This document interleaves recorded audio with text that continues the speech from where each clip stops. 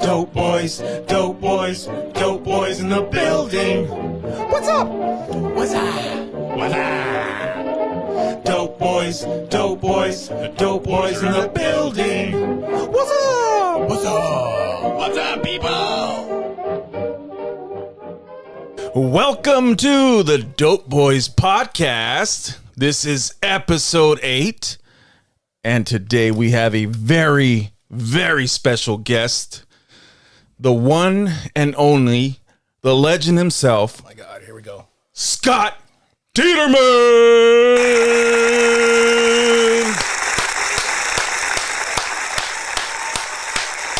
This is all being filmed right now, huh? Video.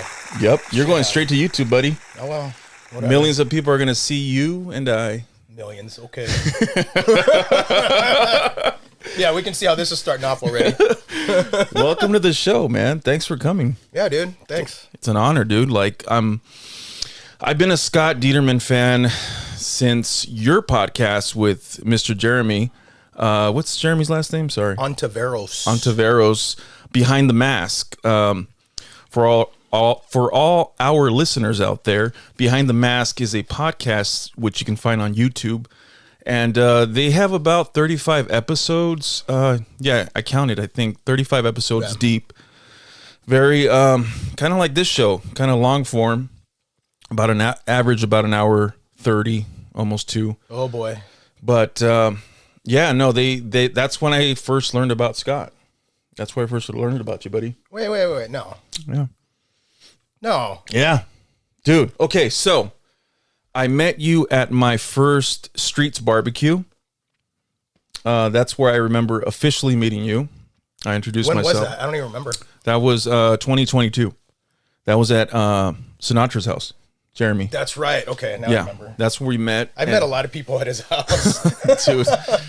Dude, that house has had a lot of people go through there. And but that's when I first remember meeting you, and I introduced myself to you, and then I kind of like told you like, hey dude, I like your podcast. And I was trying not to fangirl out with you, but I did. So here we are, fast forward. Fangirl out. Fast forward. Isn't that crazy? Yeah, now I drove almost 2 hours to come out and be on the Dope Boyz. I really appreciate that, dude. We appreciate it. And you know what? We took care of you because of that. Yeah. We brought you lots of let's be real here. Lindsay, his girlfriend, took care of me. So thank you, Lindsay. I appreciate it. Snacks. Drink. Asian iced tea. And some poppycock and some Jack Link's jerky. Yep. See what I did there? Yep. Yes, I do. No, well, Lindsay takes care of all of us, so thank you, Lindsay Lowe. Appreciate it. Thank you, sweetie. But Scott, geez, Louise, 2 hours. I'm sorry, dude. It's all right. I'm so glad. This is surreal, dude. You're in here in my room because that's where we film. Okay, that just sounded wrong, dude. In front of my bed. Well, Brad's in here, so that's.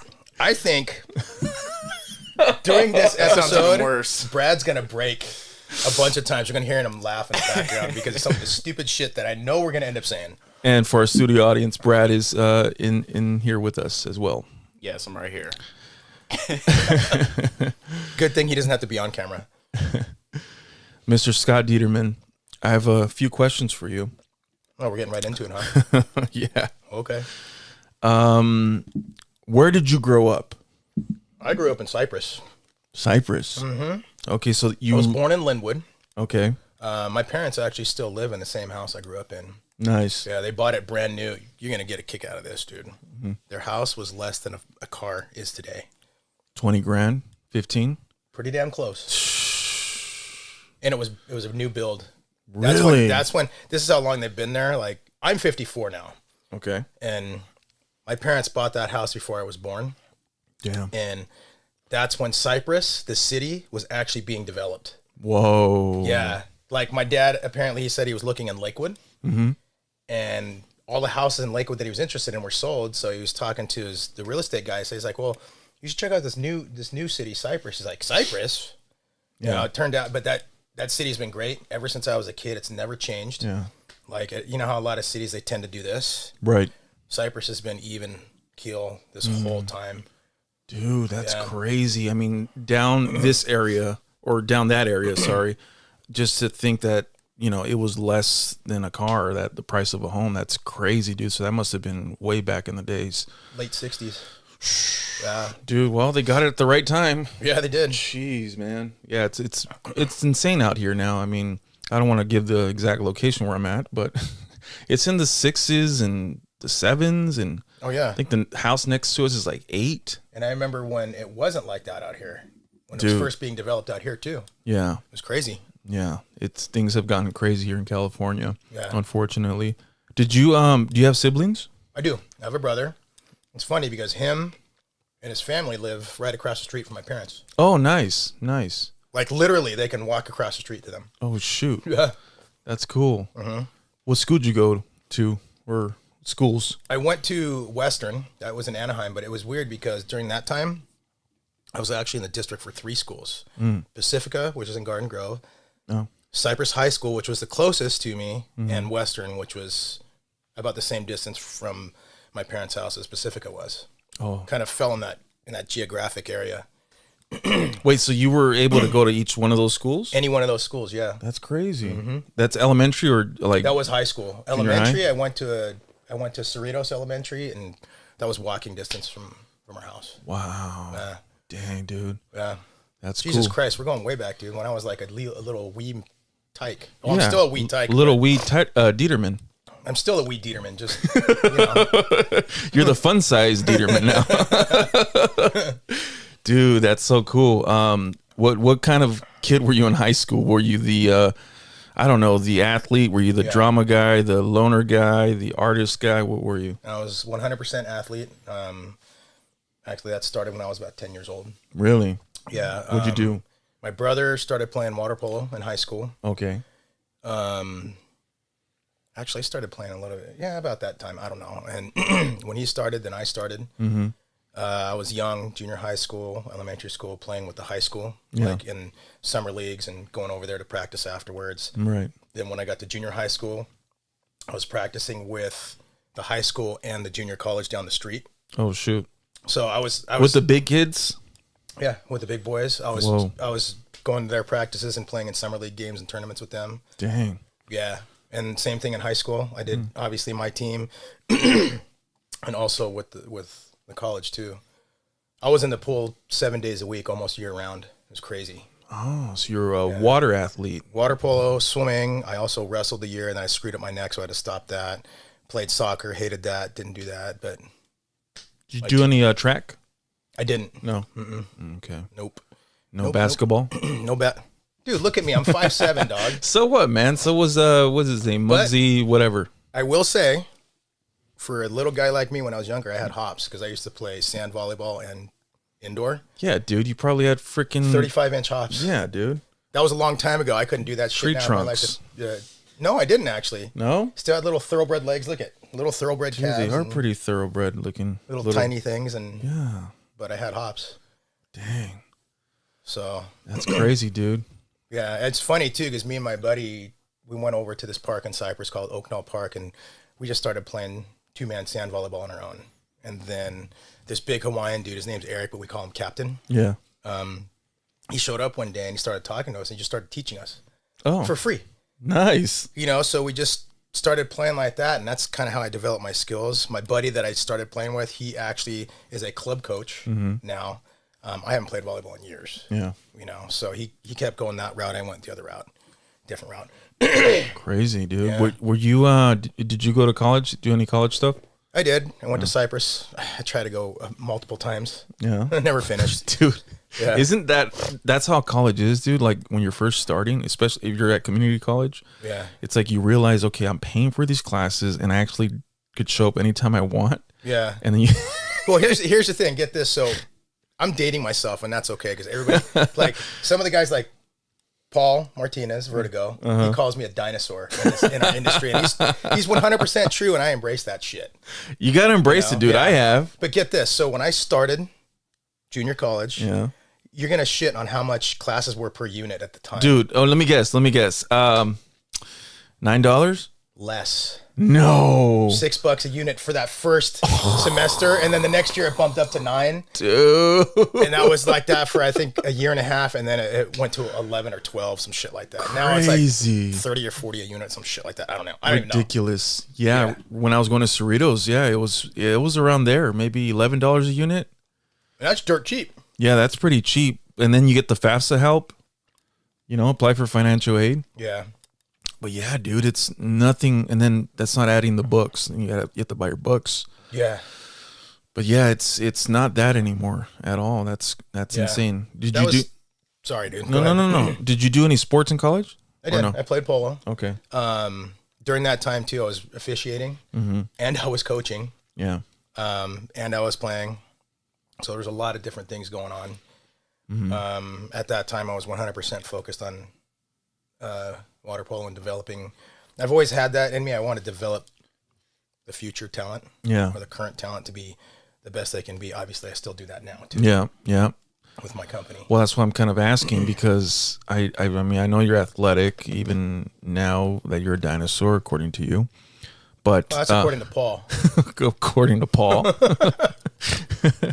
But I know you're athletic, and I know you gave me some advice. I think it was last year during Haunt. I actually was cramping up really bad, and I didn't know what was going on, because I was drinking water. I was trying to eat bananas, whatever. I kept thinking I was dehydrated, and I think I reached out to you, and then you told me to get an extra potassium pill and get some amino acid type of powder. And was that the only two things? Did you recommend? At this point, I can't. That was a while ago, dude. It was those two things. I'm pretty sure. I know those were key elements. Dude, as soon as I started taking that, it went away. I had never experienced that type of cramping and pain where it hurt to walk. Like my calves were pulling so bad every time I tried to walk. And I kept stretching. I tried everything. It's dinosaur knowledge, bro. Dude, dinosaur knowledge. Dude, that should be a sticker, a shirt. You realize that's going to happen now. One of those fuckers are going to make that. It's going to be your face with some Well, speaking of that, okay, dinosaur, whatnot. So we just had, we had our post party for the Sliders at Queen Mary. Yes. And the award they gave me, it made me laugh. Everybody laughed, and I embraced that shit. Yeah. It was the geriatric award. Those bastards. Yeah. It was funny. Oh, dude. When they nail it, dude. When they just... It was great. Nail it. Oh, man. Those have awards. CS gave me, my first year, they gave me like the photo op award. And it was because I was mainly... I wonder why. Well, we were taking pictures. We were allowed to with the guests that year. And they even were like, come up with 2 different poses, He stands there like this with his big ass fucking hatchet thing. Dude, I made so many guests happy that year. Yeah, don't leave out the whole thing where 1, I scared you almost every fucking night. Oh my gosh, dude. 2, how many times did I try to steal your axe from you? Oh yeah, dude. You tried, but you didn't succeed. But yes. Well, it's because I wasn't really trying. I was just trying to scare you and make sure you got a hold of it. Dude, imagine you're up in the break room where it's pretty dark, and you have this little mirror with the light on, and you're putting on your black whatever eye makeup, and all of a sudden this face just appears behind you. And it's Scott's face, dude. Do you know how terrifying that is? Scott's face, like right behind you. It's funny shit, dude. Every night I had to experience that horror. Now I will give it to him. There were other nights that it didn't get. He didn't have to experience the horror because he saw me coming. But I'd say about 95% of the run. Yeah, that's when you were shit. Yeah. No, he would genuinely get me, and I hated it, and I hate him till this day for that. Don't be such a sissy. You were doing managing Forsaken, right? At that time? Yeah. At that time? Yeah. Yeah, that's cool, man. Let me not jump forward too much. I know, sorry, we're getting off. This always happens, dude. Dude. There's so much Dieterman history we gotta cover. I mean, for all these new listeners here that don't know who Scott is. Yeah, and I'm sitting here eating. He's eating. Dude. Snacks, dog, snacks. I know usually, so that's kind of crazy. So no theater, no performing type of thing experience. You were just pretty much like an athlete for the most part. What kind of, like, I'm sure you started working just like I did during your 20s and 30s, and what kind of jobs have you had during that era? Well, the first job I ever had was working at the chicken dinner restaurant. No way. I was there for like a month and a half, and I ended up quitting because I told my boss, I said, hey, my team's in the playoffs, so I need these days off. I was in high school, dude. I was a sophomore. I go, my team's in the playoffs, so we need these days off. I need these days off. Okay, no problem, right? I go in one day, and I see I'm scheduled on a playoff day. I said, I can't work that day. I told you I need that day. I was like, well, I said, I'm not coming in, and he's giving me a hard time. I go, I told you ahead of time. I go, okay, then I quit. Dude. No way, dude. You worked at the chicken dinner. What did you do there? I was a host. Oh, dude. That's like a typical teenager thing to do. Yeah. I mean, just like, okay, fine, I quit. I'm out. Yeah. Well, because at that point, too, I was still, obviously I was in high school. Yeah. And I was working towards getting a scholarship, later on. And you got to start early, even back then. Yeah. Nowadays, I mean, kids that are coming into the programs as a freshman are crushing it. Yeah. Just because of all these club teams and early training and all that. Yeah. Did you want to do something professionally with that, or? At one point, yeah, I did. Just My scholarship. whole plan was, the thing is, I got a tuition scholarship offer, but I had to go out there and visit the school first on my own dime. Oh. And then I got another offer contingent on if I went to one of their camps for a UC school. They said, hey, come down. We like what we've been hearing. Right. If you come to our camp, we like what we see, then we're prepared to offer you a scholarship. Right. Again, on my own dime. And at that point, I think it was like $3,000 for the camp. Now it's probably, comparatively speaking, it's probably like $6,000-7,000 for the same amount of time. So that didn't happen. I just finished out that. I went and played. I tried to play the year right after I graduated, but I blew my knee out. This is what's weird. I've never had an injury from sliding. One? My right one. Okay. I've never had an injury from sliding, but I had an injury from water polo. Like it was in Hell Week. How is that possible? Wait, Well, here's the the outside thing. training, outside of the pool training? No, in the pool. Oh. Here's the thing. This is something that a lot of people don't know because you only see what's above the water, right? So everything below the water is 10 times more intense. And your knee, think of your knee as a hinge joint like this. Right. Okay. Not like this. This is a ball joint. So in order to tread water, your knees have to move like a ball joint. Okay. Like this. Oh, you're kind of spinning. Yeah, around. like this. Like an eight. Like it's a called propeller. 8 meter, and it's, that's what we do. Ah, okay. So doing that, we're doing drills where every time coach blows a whistle, we'd turn. Tweet, tweet, tweet, and that puts a lot of stress on your legs and your hips and everything. Right. We got to half turns. About halfway through half turns, I turned and my knee popped. Oh. I got out and it swelled up like a softball. But here's the kicker. No torn meniscus, no ACL damage, MCL damage, nothing. So what was it? Somehow I got debris stuck behind my kneecap that was causing a problem, some fat buildup and some shit like that. Yeah. That took me out for the season, though.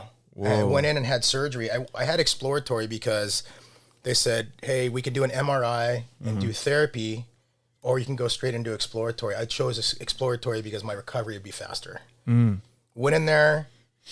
Like I had the video for a long time, and then I taped over it. Yeah. But they went in there and cut away some debris, and I saw this little thing sticking out, and they went in there and snipped it away, and that was the fat that was stuck behind my knee. Oh, yeah, dude, I didn't know that it could do that. Fat could just. I don't know how it got there. They don't either, but it's an actual thing. It was called fat flap syndrome, which is weird as. Whoa. Yeah. That's nuts. Is that is there a lot of common injuries in water polo like that or something similar like that where knees are popping or ripping? Elbows, knees, elbows, shoulders, knees. I had tendonitis really bad in my right elbow too because I was predominantly right-handed. Right. But and I was, being in the pool so often, 7 days a week, and then playing with my team and then the big boys in college. Right. So when you're playing with the big boys in college, you got to put in more work. Yeah. Right. Yeah. Of course. And I always had this bet going with their goalie. Like I was going to light him up every night And he got to the point, he's like, fuck you, Dieterman, because I kept lighting him up. Yeah. I was unstoppable for that night. But my elbow was like this right here because this whole side was all swollen. Right. You would think because it's a water sport, it would be low impact on muscles and joints and bones, but that's swimming, crazy. yes. It's the repetitiveness. Well, think of it this way. So water polo is swimming, rugby, Oh yeah, football, wrestling, all these different sports combined into one. Huh. And I guess you could say MMA too, because fights happen too. Yeah. Oh, yeah, you're right. Yeah. Yeah, dude. I get pissed when someone like tries to dunk my head in the water. Like, sissy, dude. Shame. Whoa, dude. Okay, tell me about wrestling. So, because I know we've had talks about jiu-jitsu for a bit, but so is that where the love of that began for you? Well, I decided to try wrestling in high school. Yeah. Give it a shot. I wasn't very good at it. I still wanted to do it for the rest of my high school years, but I couldn't because the doctor said no more. Okay. Tweaked my neck a little bit. I have no neck issues now. What do you think that was then? It's just something that... I don't know. What? Okay. Honestly, I don't know. He just said don't. Yeah. And I was like, okay, whatever. I'll just focus on water polo and swimming, which is fine, But, I played soccer too and destroyed my right ankle. Oh, shoot. Like, during a game, I was chasing this guy, and he tripped over my foot, and my foot was like this, and my leg was like this. Oh. 90 degrees on the outside like this. That's nice. Yeah, so I ripped all the tendons on the outside of my ankle. Jeez, dude. Yeah. You're a beast. So I've had some damage done physically. Yeah. And emotional by me. You can give me no emotional damage, boy. You can think that. Mister, I hate when somebody dunks me under the water. And scares me behind me. Yeah. Oh, dude. So, okay. We got sidetracked again. Yeah. Dude, it's all good. So, okay. Oh, wait, we didn't even finish the wrestling question. Sorry. What? Oh, yeah. So, from that didn't even tie into MMA or anything. Later on, like in my 30s, I started watching more MMA, and I always wanted to get into that skill set. So, what was the first, what did you see, UFC? Yeah. What was the first one you saw? Two? Yeah. Oh, who was your favorite fighter? At the time? Yeah. Gracie and Shamrock. Oh, yeah. Waiting for that. Yeah. Shamrock. Yeah, dude. Shamrock was just the athlete. G.I. Joe incarnate. And Ken, not his brother. Yeah. And Hoist was the unassuming, skinny little guy. Yeah. And Hoist, for the record, he's not small. He's a tall guy. He's tall. He's just thin. I've met Hoist, and he's about my height, but he's skinny. Yeah. He's like 180, 170 something. Yeah. But yeah, dude. And then this guy, he shows up like in what we thought of was a karate outfit, choking everybody out, and then that's when the world was introduced to jiu-jitsu here in the U.S. Yep. And but apparently his family had been doing it for a long time in Brazil. Yeah. We just found out late. But yeah, for sure. Yeah. The whole family was strangling all sorts of people for years. Like, I didn't even start training MMA until, like I said, in my 30s. A buddy of mine started working for Rain Training Center, who it was owned by Mark Munoz, the Filipino wrecking machine. Okay. Who, mind you, that guy's fucking rad. He's so cool. So I started training at his facility, and initially I just went in and was doing kickboxing, some cardio stuff, and then I gradually did more. Yeah. Started rolling open mat, doing wrestling, open mat jiu-jitsu, and on top of the other stuff. And at one point, like an open mat, I took a couple of jiu-jitsu classes too there, but as mostly open mat. Jason Manley, who was he was the top jiu-jitsu coach there at the time. My memory doesn't serve me quite right in this. I think he was one of 9 non-Brazilian people that was awarded a black belt by the Gracie family at the time. Right. Was this mid 90s or late 90s or early 2000s? Well, I'm 54 now. I was in my 30s, so you decide. Dude, I'm terrible at math. Me too. What about you, Brad? Can you math that real quick? Late 90s. Probably, yeah. It was great. You know, I was living where I am now, and I was driving all the way out to Lake Forest and training 3 days a week. Yeah. But the environment was great. It was welcoming. Like my kickboxing coach was dope. Yeah. You know, I told my buddy that was working there too. About 6 months in, I look at him. He's like, "What?" I go, "I think I want to fight." Oh. He's like, "Really?" I said, "Yeah." I go, "And I need you to be my corner man because he's the type of guy that if I get out of the right headspace, he could pull me back, especially in that scenario." He's like, "Dude, I'll be your corner man." He's like, "The one thing you got to get used to is getting hit in the face." Right. Yeah. And I said, I get that. And then I talked to my kickboxing coach. He's like, "Okay, now you want to do that. Now I'm going to start training you different." Yeah. He started being really tight on me on form. Right. And stuff. He actually ended up fighting the UFC for a short time. Oh, really? Yeah. Oh. So, but it never happened. Probably a good thing. Right. You know, but that was what I wanted to do for a little over a year. Just get hit in the face. Yeah, or hit others in the face. Dude, so. I hate, at its core, I hate fighting. I hate punching people in the face. I've never liked that feeling. I've been punched in the face before. Well, that's why you do jiu-jitsu. You don't have to punch anybody. You just choke the shit out of them. Exactly. But I mean, but the sad thing is I learned the skill, you know, later in life, which, you know, dude, if I knew that back then, jeez, dude, I would have been a terror, you know? Oh, dude. My coach was saying, he's like, "You want to just do smoker fights or you want to do full on?" I go, "No, I don't want to wear shin guards. I don't want to wear headgear. I want to go full on." Jeez, dude. Like I said, it's probably a good thing I never did that because I'd be even more whacked in the head than I already am. Oh, yeah, dude. Yeah. Yeah, no, I think it takes a special type of crazy to do that as a profession. Yeah. There's a different, I think certain people are made for that. Yeah. Yeah. No, but it's fun to explore. Oh, right? yeah. Yeah, it's fun to explore and test your limits. Yeah. That was exactly it. I just wanted to test my own limits. Yeah. See how much freaking damage I could take before I can put a guy down. Yeah. So, and my coach was telling me, he's like, "Okay, so if you're going to do this, you can't fight at the walk around weight that you're at." I would walk around. I was walking around about 150 at the time. Right. He's like, "If you want to fight, you need to come down to 135 because if you fight at like the 150 area, was it 155 is the next step up?" He's like, "Those guys are going to be bigger and faster than you. They're going to crush you." Right. He's like, "At 135, you'll be right there in the mix." He was a 135 or two. I said, "So what you're saying is if I ever get to that point, I end up having to fight you." And he started chuckling. Dude, yeah. They take you down about 10 pounds from your walk around weight? Well, 135 to 150, that's 15. Never mind. 15 pounds. Which I've done that before. There was a point in time where I got big. I was 210 pounds. I had a belly. Really? Big round face. No. Seriously. And I just eating a lot, or I wasn't eating. I was eating all kinds of shit. I wasn't working out. I got to a point where I didn't want it anymore. So 3 months. Damn. 3 months, I lost 60 pounds. Went from 210 down to 150. Dude, well, how?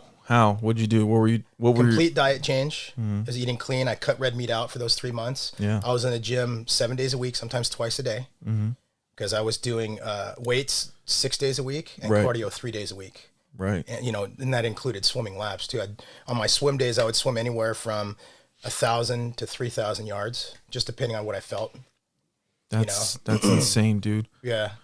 Brad is a pretty much a nut right now with nutrition and working out. So I've been told. Brad, what do you want to ask Scott, since Scott's the guy to talk to about this stuff right now? Because wait, hold on, he's driving us crazy with his calorie cutting and everything. So he gets a little hangry sometimes. But eat a Snickers, bro. No, I'm just kidding. But we're teasing him. I mean, we give him shit too, but overall, he's on the good path, right? Yeah. Working out. But we give him, we're getting him crap because we're like, dude, we had pizza, and then, dude, just have a pizza. Like, you're 18 years old. You're gonna burn it while you sleep. You're gonna seriously. Yeah. I burned calories. Like when I was in high school and in college, I could eat whatever I wanted, and I wouldn't gain a pound because I was burning it off as I was eating. Yeah. When I was in wrestling, dude, I'd weigh in the day before 3 pounds over. The morning of, 2 pounds over. You know, the afternoon at lunch, still 3-4 pounds over. Right. I step on the scale before the match, I'm right on. It was weird. Do you think that's just whatever age you're at? Yeah, because your metabolism is a lot faster. Plus, being an athlete and, you know, swimming so much, your body needs all that fuel. So it's burning at rest. All the time. Rest. Yeah. At rest. Like when I was back then, I'm sleeping and I'm burning calories. Yeah. You know, so it's crazy. Sorry, Brad. You said you had a question. I don't know. Are you on creatine? Nope. No, really? Nope. It's a good thing, but yeah, you know, I keep saying I got to go get some, but I haven't. Yeah. I'm minimal additional protein powder intake right now, but like I said, I'm not on a diet right now. I'm eating whatever the hell I want, which isn't the best thing, but I'm in moderation. Yeah. You know, what are you trying to do? Are you trying to gain weight, build muscle, or what? I'm just building muscle. Okay, so you can't go on a caloric deficit. Oh, I'm not. I'm at a like 2,000 calorie max. You need to go more than that really? if you want to build muscle, because 2,000 calories is the norm for. I don't want to gain body. weight though. Then you ain't gonna gain muscle. Well, I know. I'm at like almost 160 right now. Okay, so I'm about 170 right now, 165, 170.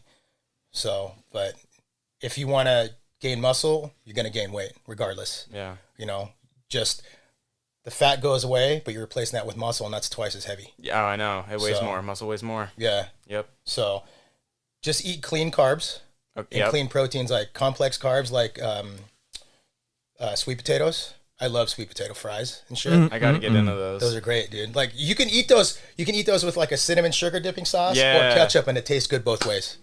I love that shit. Yeah. You know, just like lean turkey and chicken, lean meat, you know, stuff like that, and just do it in moderation. You know, you want to keep your metabolism going. Eat every 2 to 3 hours a day. Okay. Even if it's something small, you eat that so your body keeps firing. That way it doesn't go at a stagnant point. You eat that and you keep burning a little bit, so that'll help. But if you want to gain muscle, dude, you're gonna gain weight. Yeah. How tall are you? I'm like, how tall am I? 5'10"? 5'10" or almost 5'9", 5'11". 5'10"? I'm like 5'10", yeah. You're at 170. You put on 15 pounds of muscle, 185. That would be perfect for your height. Okay. That's 185 was like the ultimate goal, like ripped. 185 was the ultimate goal for me. After about 2 years, I'm like, I'm never gonna fucking get there. So I just started moderating my workouts and everything. Like I was telling you guys off camera, I haven't touched a weight, any kind of workout since the end of August when I got back from Florida. You know, because I just haven't had time. My body's still kind of recovering, even though it's a week and a half after haunt season wrapped up. Once I'm completely recovered, I'll get back in there. But a lot of the stuff I do is not about building muscle anymore. It's about functional strength. Yeah. Because for my business, I need to keep that functional strength and limberness to teach. So, you know, like I do a lot of resistance band work, a lot. That's probably about 90% right now. Damn. Bands, baby, bands. Yep. Damn, there's a song to that I can't remember. Except not, I would start singing it because I love singing on the show. You do. American Idol. Okay, so the reason why I was curious about your athleticism is because I know you bring a lot of that to your sliding, and I've seen it even now with the recent videos I saw on social media at your guys' Slider In my United. advanced age? Yes. Well, dude, see, you said it, so thank you. No, I did, but what's his name? Rob from Howling Hour? Mm-hmm. He What? said that to me in a panel we were doing at Season Screamings. Yeah. We're up there doing the history of sliding. He was the first one to ask the question. He goes, and this one's for Scott. He's like, and your advanced age. Everybody started laughing. I go, I knew that was coming, Rob. Dude. You know? I'd take it as a compliment. I do. Trust me. I do. Jeez, dude. Because you know what you're talking about, because I mean, look at you. You're still doing it. Yeah. I saw those videos, you hopping over some people and, you know, hopping through people and still sliding all that stuff. I mean, I heard that. Was that you or me? That was me. Our phones are buzzing. People sending me random reels. Dude, it's amazing. It's beautiful, dude. You get to do what you love still at your advanced age, at your geriatric stage. And why not, dude? Why not be able to? I mean, I wish we could all, you know, be 100 and still be able to do the things we love, play basketball, jiu-jitsu, sliding. I mean, that would be a beautiful thing. Yeah. You well, know? to be clear, though, I mean, I have lost a step or two. Right. I don't slide at 100% capacity like I used to. Are you okay with that? Yeah. Does it bother you? No, because see, for me, it's like knowing that I helped create this thing that's gone global. You know, to see these guys evolve it more. Yeah. And continue to grow it and get better and better. That is fucking awesome to see. Right. You know, it still blows my mind. It's like, damn, there's so many people doing this now, and it's around the world. Like I've had conversations with people in Australia. Yeah. By the way, hi Zeno and Kaiju. They're gonna like this when they see it. I tried to bring them out here for Sliders United. It just didn't work out. They're sliders or just fans? No, they're sliders. Oh, nice. I've talked to some people in Holland, Germany, all across the country. Wow. So it's crazy. I know. So to see that is great. I mean, let's be real. I mean, everybody's got a shelf life. My shelf life is on the high side now. I'm not in the early stages anymore. Right. So I do what I can as long as I can. Like I would say I'm still at about 95%. Damn. You look it out there, by the way. I try. I believe it. You know, because I saw it. I saw the videos. I'm like, dude, this guy just hopped over these people. Like, he looks like just like any of the other younger guys. Yeah. Well, at this point of the game, too, I've already set my marks personally. I don't have anything to prove to myself or anybody else anymore. If I want to do something, I'm gonna try it. Right. Right. You know. That's a good place to be in. Yeah. Headspace and I know I'm health-wise. moving ahead, but dude, these pictures here, like. Shout out to Chris Cornish. Yeah, Chris Cornish, dude. One of my favorites. I told him, it's so funny. I told him when I was in costume one day before the show, I go up to him, I go, your shots are the fucking shit. And I walked away, we're like, thank you. And then I saw him the last night out of costume, and I go up to him again, I go, your shots are the fucking shit. I go, now you know who said that to you in costume. And he started chuckling. He's a super nice guy too. His lady is super nice. Yeah, they're too. so sweet, man. I get excited every time I see them in the zone. I mean, just because they're super nice and I just like them, period. Yeah. Even without his camera, like they're just really cool and sweet. Yeah. But I always in character, I tell him, I was like, my favorites, you know? Yeah. So Christoph likes them too. Yeah, we're all over the place. Sorry, dude. I know you wanted to go on a timeline. No. So. No, it's all good, dude. I mean, I kind of, know your story. I feel like I'm going to reintroduce you a little bit because I know I know when you started sliding, your first major slide was in your garage, your home garage. You banged into the door. Who the Oh, you got that off of my podcast. Yeah, dude. I know that. And well, you did some research. Yeah, I did some research, dude. And yeah, dude, the toe cap. Did that come from you? Yes, it did. Believe it or not. Outside of the boot. Outside of the boot. A big difference if it's in the boot versus outside of the boot. Yeah. Big difference. Big difference. I mean, that alone, like just that, piecing that together, dude. I mean, that's amazing. You'll forever be connected to that. Yeah. Well, there's something else. Well, there's something else that I brought to market this year too, but that's down the road. We'll talk about that after we get through this part. Oh yeah. Hint, people. Yeah, well, people know. So, I mean, dude, I'm happy for you about that too, because I know you told me briefly that you were figuring some stuff out, but now they're finally here, and that's so cool, dude. Yeah. Happy. Slider Dynamix. Yeah. That's Scott's company. Yes, it is. But no, dude. So okay, so what year was that? When I hit the garage? When you hit the garage? I don't remember the year. That must have been 80s, right? Late 80s? 1988. 1988. I was 8 years old. So you would have been big brother 16. to me. You would have been big brother to me. Yeah. Wow, dude. That's crazy. 88. Dang. Yeah. Dude, where did you get that idea to throw on the pads and slide? Where did you see that, or did you see that? Well, like I have said in other, podcasts and stuff, people like to misconstrue what I say. Mm-hmm. When I say I'm one of the original creators, I'm one of the original creators. I'm not the creator. Right. You're not the creator. You're one of the few or many. For those of you that like to, now you guys are getting it from the quote unquote dinosaur's mouth. Yeah. Don't get it twisted, people. Yeah. Todd's a friend of mine. Todd's the guy that fucking took it from body sliding with all the cheesecloth to putting plastic and metal on his body. Yes. Okay? And then they use what, soup cans or Yeah, you use soup cans. Damn, dude, that's so crazy. Where I come in, like I started sliding about the same time. Where I come in is increasing the safety and upping the ante. Mm-hmm. You know, Right. And that's where people like to. Well, that's the thing where it kind of gets gray for some people, because sometimes some people come to the same idea at the same time, but they're not aware of each other. Yeah. And then you get people saying, "No, I did that. No, I did that. No, I did that." And then that's what probably some of that. That's where probably some of that happened. Yeah, like I always tell these guys too. Like I pay homage to Todd. Todd's Right. a friend of mine, and with him developing it from that stage to the next stage, none of us would be where we're at. Todd was from Ghost Town, correct?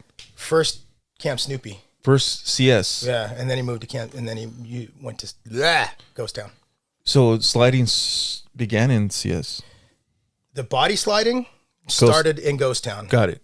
Yes. And I think who's more of a dinosaur than me, but he's not in the business anymore, is the Goblin. The Goblin. Yeah. Wade. Yeah. Wade. He was like, I say this, and I told him that to his face years ago, and he's like, "Thanks for making me feel old, bitch." Because I said to him, I watched him as a guest, Yeah. and I was a big fan of him, and he was one of the reasons why I wanted to come to Ghost Town. Really? You know, I always wanted, like, I was always Halloween kid, candy, but then I started thinking, oh, hey, you know what? I want to work Scary Farm. Right. My brother works Scary Farm. I was hoping he and I could work together one year, but that didn't happen. Your older brother? Yeah. Okay. Yeah. Where did he work? He worked in mazes.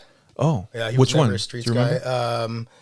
His now wife worked there too. He worked in, I don't know what it was called, but where they always had the long ass maze and auto race. It wasn't, at that time, it wasn't called Industrial Evil or Underground. It was something else. Okay.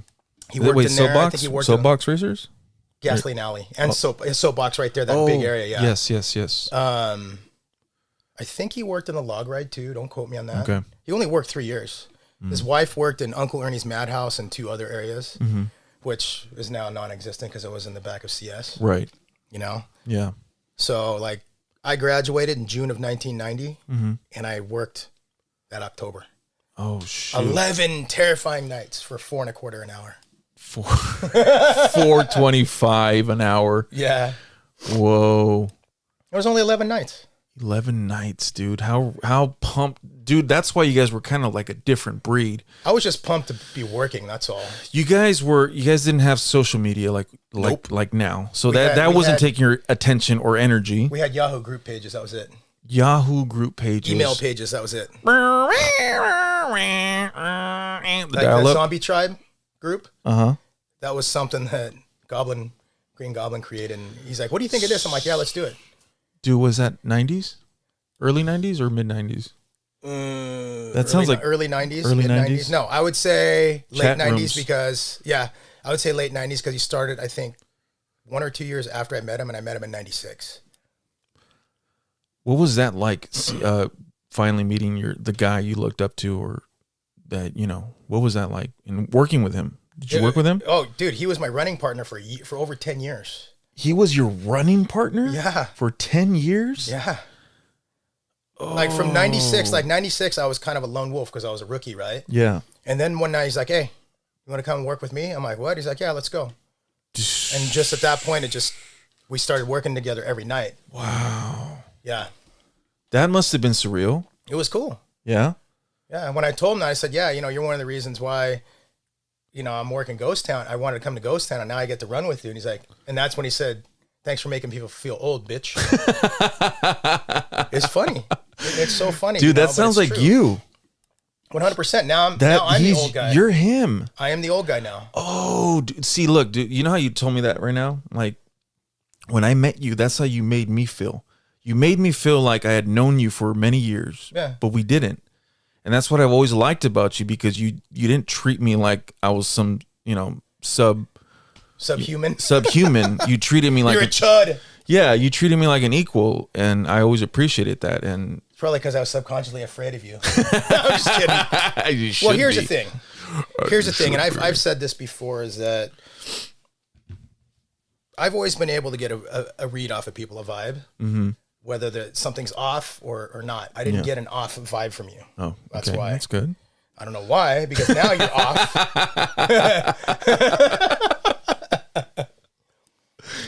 So that's kind of how it is. You know, that's how it works. Yeah. Usually. Yeah, I was trying to keep my cool when I saw you in person because I was a big fan of the Behind the Mask podcast, and when I saw you, I was like, "Oh shoot, there he is." I was fangirling. Yeah, I was, but I didn't want to I played it cool, man. I played it cool, and yeah, you paid off. Look, now he's in. What here. the hell am I doing right now? I didn't officially meet Jeremy, but I seen him in the zone. Right. Yeah. I saw him walking through with his family, maybe a few nights, and I went up to him in character because I know he doesn't like when scare actors break character. Yeah. According to some of the episodes I've seen. So in character, I kind of hinted. I was like, I know what's behind that mask, I told him in character. He's like, yeah. So yeah, he kind of did one of those, and he's like, oh, yeah. He kind of smiled. Yeah. But I haven't officially met him, but he seems like a cool guy too. Yeah. I'd like to meet him one day. I met him in 97. We became friends a year later. I actually taught him how to slide. Really? Yeah, all those years ago. He was in CS? No, he was in Ghost Town. Okay. He was in Underground first. Then he came to Ghost Town. And him and Chris Mendez. Okay. Sweet Cheeks. I don't know him. No, that was Jeremy's running partner. But yeah, Jeremy was actually the original Ghost Rider. No way. Yeah. Really? Now, by name? Did he dress like a certain way? Yeah. Okay. And now he looked like a cowboy, obviously. Now you have Jesse, who is the second incarnation of Ghost Rider. Okay. And looks according to it too. Really? Yeah, to the evolution of it. Oh, okay. You've seen Jesse's character, right? Yeah, he had the light up chest. Yeah, and it smokes. It smokes? Yeah, it's fucking amazing. Dude, that's what I love about Haunt. It's like you see somebody, come up with an idea, and then somebody else comes along, maybe adds to that or makes it better and advances the whole thing, and the whole thing keeps going because of people like that. You with the toe caps outside. Yeah, we just touched on that. We had to backtrack. But dude. But and then now a second incarnation of a old character. Yeah, dude, that's what I love about Haunt. That part of it is so cool, Yeah. It's funny too because I know we're fast forwarding, but one of the guys this year had was wearing my first generation pyro prosthetic. Really? Yep, in Ghost Town. Oh, but it was obviously painted a different color. Yeah, and all that stuff. And it didn't have the chin. It didn't have the horns on it. Right. I told him about it, and he's like, "You could tell right away." Oh yeah, I saw the picture. I'm like, "Holy shit, that's my old prosthetic." So I put a picture of me in it, and then him in it next to it, and I sent it to him. I said, "Hey, dude." Yeah. I go, "Bro, how's that face fit? That's my first gen pyro prosthetic." He's like, "No way." And for all of our listeners or people watching YouTube, that's the character Pyro back here. This is the fourth gen. Fourth gen pyro. There. Yeah, right. That one. These two, I mean, my character name was the same, but these are just this is 2D. So these guys were pyro as well. Yeah. Just to. Yeah. And dude, my makeup artists were clutch, dude. Dude, makeup artists at Queen Mary, jeez Louise. Yeah. Man, there's some fire over there, man. Because I saw this. I've seen a couple other ones too. I was like, damn. Yeah. I went out I think 3 or 4 nights all red. Really? Yeah. Everybody's like, "Oh, Darth Maul." I said, "No, it's Red Skull." I'm like, "It's Red Skull." Dude, I hate when that happens. I go, "Darth Maul has horns on his head and black." I go, "Lots of black." I go, "I'm red and I look like a skull." Red Skull. Red Skull. A Marvel character and a Star Wars character. Yeah, Captain America, Red Skull. Now, mind you, Ray Park, he's portrayed 2 of my favorite characters of all time, Darth Maul and Snake Eyes. He did Snake. Oh, that's right. G.I. Joe movie. Yeah, I love both of those characters. They just look dope. Dude, I mean, to be compared to Darth Maul, I mean, that's not really an insult, but. No, it's not, but it's like, I get it, guys, but get it right. Yeah. Well, dude, you know what? They kept calling me, Subway Surfer and the guy from the Meatball movie. Wait, you're a cop. I know, but the mustache. I still have the mustache, if you could tell. I haven't. It's I don't hard know, to do let you it still go. have it? I just want to yank it right now. Dude, it's hard to, when you have something for so long and then it's like you got to let it go. Yeah. Yeah, this is like my ritual every year with the cop mustache. Yeah. It takes about December-ish to get rid of it. I get it. I get it. But yeah, dude. And then same thing with CS when I was the executioner. They kept yelling out, "Number 3, pick number 3, my lord," or "Number 2, my lord," from Shrek. Those bastards. Dude. Yeah. Is it bad to say I felt kind of bummed for you in that character? Which one? The executioner. No, why? Why? Tell me. Because I was hidden? It just strapped you. Thank you. We've had this conversation. Thank you. But that's in the past. So you're good. It's in the past. But thank you for recognizing that because I thought think I was you taking did good with what you in the characters what you had. Yes. I felt for a second like I was taking crazy pills, and I didn't want to sound like I was complaining because obviously Crazy pills, but he and I never had this conversation until after season was over. But I was grateful, of course, for the opportunity, as you should be. But at the same time, I'm like, they don't know what I can do. I could do so much more for them. They're just putting a governor on me. I've already said it to you, and I'm going to say it again. I think the cop is by far your best character. Thank you. I appreciate that. I agree. Am I wrong, Brad? Nope. See? He just, I mean, that's why I pitched it. I knew what, I just knew. I knew this was it. And I mean, everything fits perfectly. Yeah. And it plays to my strengths as an improver, as an actor. And now the last piece I'm trying to add more, which I did this year, was more of the scares. I was trying to be more explosive, but obviously I came in pretty heavy this year, so I couldn't do the things I really wanted to do with the character as far as scare tactics and stuff like that. Tactics. And but I did what I could with it. But we're gonna get ready for next year, so yeah. Let's drop them pounds. Yep. And then bows. Where were we again? Sorry, I knew this was gonna happen. We're gonna get off tangent. It's all good, dude. We could jump in and jump back out. In the past. What were we talking about? We're off with sliding when you first ran into your garage. Yeah, the steel toes, dude. So now, okay, I have a question about this. Is there something better than what's out there right now as far as putting the toes on the shoe with the E6000? Currently, no. Okay, now. Not that I have found. Somebody else may have found something else. If somebody cracks that code, I'm all for it. I'm like, gimme. I want to use it too. Dude, they're gonna sell so many of those. I know. I hope so, dude. I hope because can you imagine something like the knee pads? You just pop off, pop in, pop off, pop. Instead of gluing them on. It's so hard to just. Yeah, it can't. It crossed my mind because we don't glue pads on, dude. We don't glue caps on. I know. This guy. No. But you pull them off, right? Mm-hmm. Velcro. Okay, now imagine something like that for the toe caps. If somebody cracks that code, Velcro, why didn't it work? Because the cap needs to sit closer to the toe of the shoe. Mm-hmm.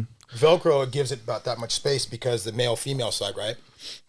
So it wobbles and it has more chance to catch on it, ripping it right off. Right. So the toe cap has to be perfectly shaped to the shoe's toe. Not perfectly shaped, but it has to fit right against it. Right. Because, I mean, let's be real here. There is no steel toe that fits perfectly over it. Over everything. Yeah. No. You see, so that's the way we need it. You would have to develop the shoe, and you would have to develop the way you want it to sit, and be able to pop them back in, pop them back out. That whole thing was because I was looking for something that was more durable. Initially, you had wrestling shoes. I did, but at that point, I wasn't using steel toes yet. Right. I was using duct tape and like this weird plumber's tape. It's like little metal strips that that was. It wasn't sustainable. Correct. Yeah. 4 or 5 slides and I'm burning through the metal already. And the thingy. But then I started using old recaps. I cut them and glue them on. One, I didn't like the way they sat. 2, they just weren't durable enough. So in 95, this is when I discovered this. Mm-hmm. My dad just happened to be throwing away a pair of his old work boots. Yes. I said, hey, can I take those? He's like, yeah, what do you need? I said the steel toes at him. He's like, okay. How the hell did that thought just hit your head? I don't know. I was thinking, hey, maybe I can do this, right?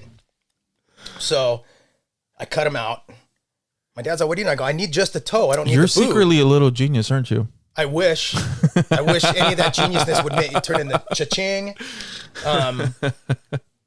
So I said, I just need the steel toe. Mm-hmm. And then at that time I was using the old jungle boots. The military ones. Yeah. Yeah. So I was using those, not the high-tech Magnums. We were using the other ones. No. Yeah. The ones with the rubber sole, like blocky soles on the yeah. bottom. You could get them at a Dope Boyz or or Army surplus store. Those, yeah. Yeah. Those are fucking uncomfortable. Well, I think because they're made for the jungle to walk over, mud and. But you would think they'd be comfortable, right? Right. They sucked. Yeah. I had to put insoles in them. Mm-hmm. So I took the thing and I glued it to it, and I used hot glue at the time. I said, oh, great, this is going to work. The next night I go out there, first slide I hit, pling, king, king, comes off because hot glue doesn't stay pliable. The sound that every slider probably hates to hear ever. I think that's one of 2 times I've lost a steel toe. Yeah. Usually I catch it beforehand if the glue breaks loose and I just tape it on as a Right. quick fix. So after that, the next day I'm walking around a craft store going, I need some glue that's going to hold up to what we need. Yeah. Lo and behold, I find a gray tube says E6000 on it. I grab it.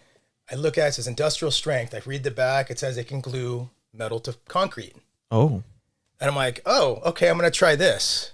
Not reading the instructions. I gooped it up, right? Stuck it together, set it down to dry. Come back 20 minutes later, all the glue was on the floor. Oh. Because it's self-leveling. Mm-hmm. So when you What put does a lot that in mean? there, it runs to the lowest point. Oh. So it was all over the place. So I had to start over. I read it. It's like, oh, okay. And then I'm like, and it says you have to put it on both sides to be glued together. Let them sit for a few minutes, then stick them together because it's tacky. Kind of like shoe glue. Yeah. Like, the real stuff that they use like on Yeah, Nikes or whatever. Yeah. When they put them together. Yeah. Yeah, you let it dry and then you sometimes reheat it. Yeah. And then it becomes super tacky. Yeah. Yeah.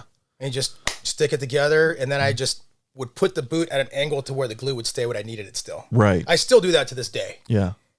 So I did that. So is that like the standard technique?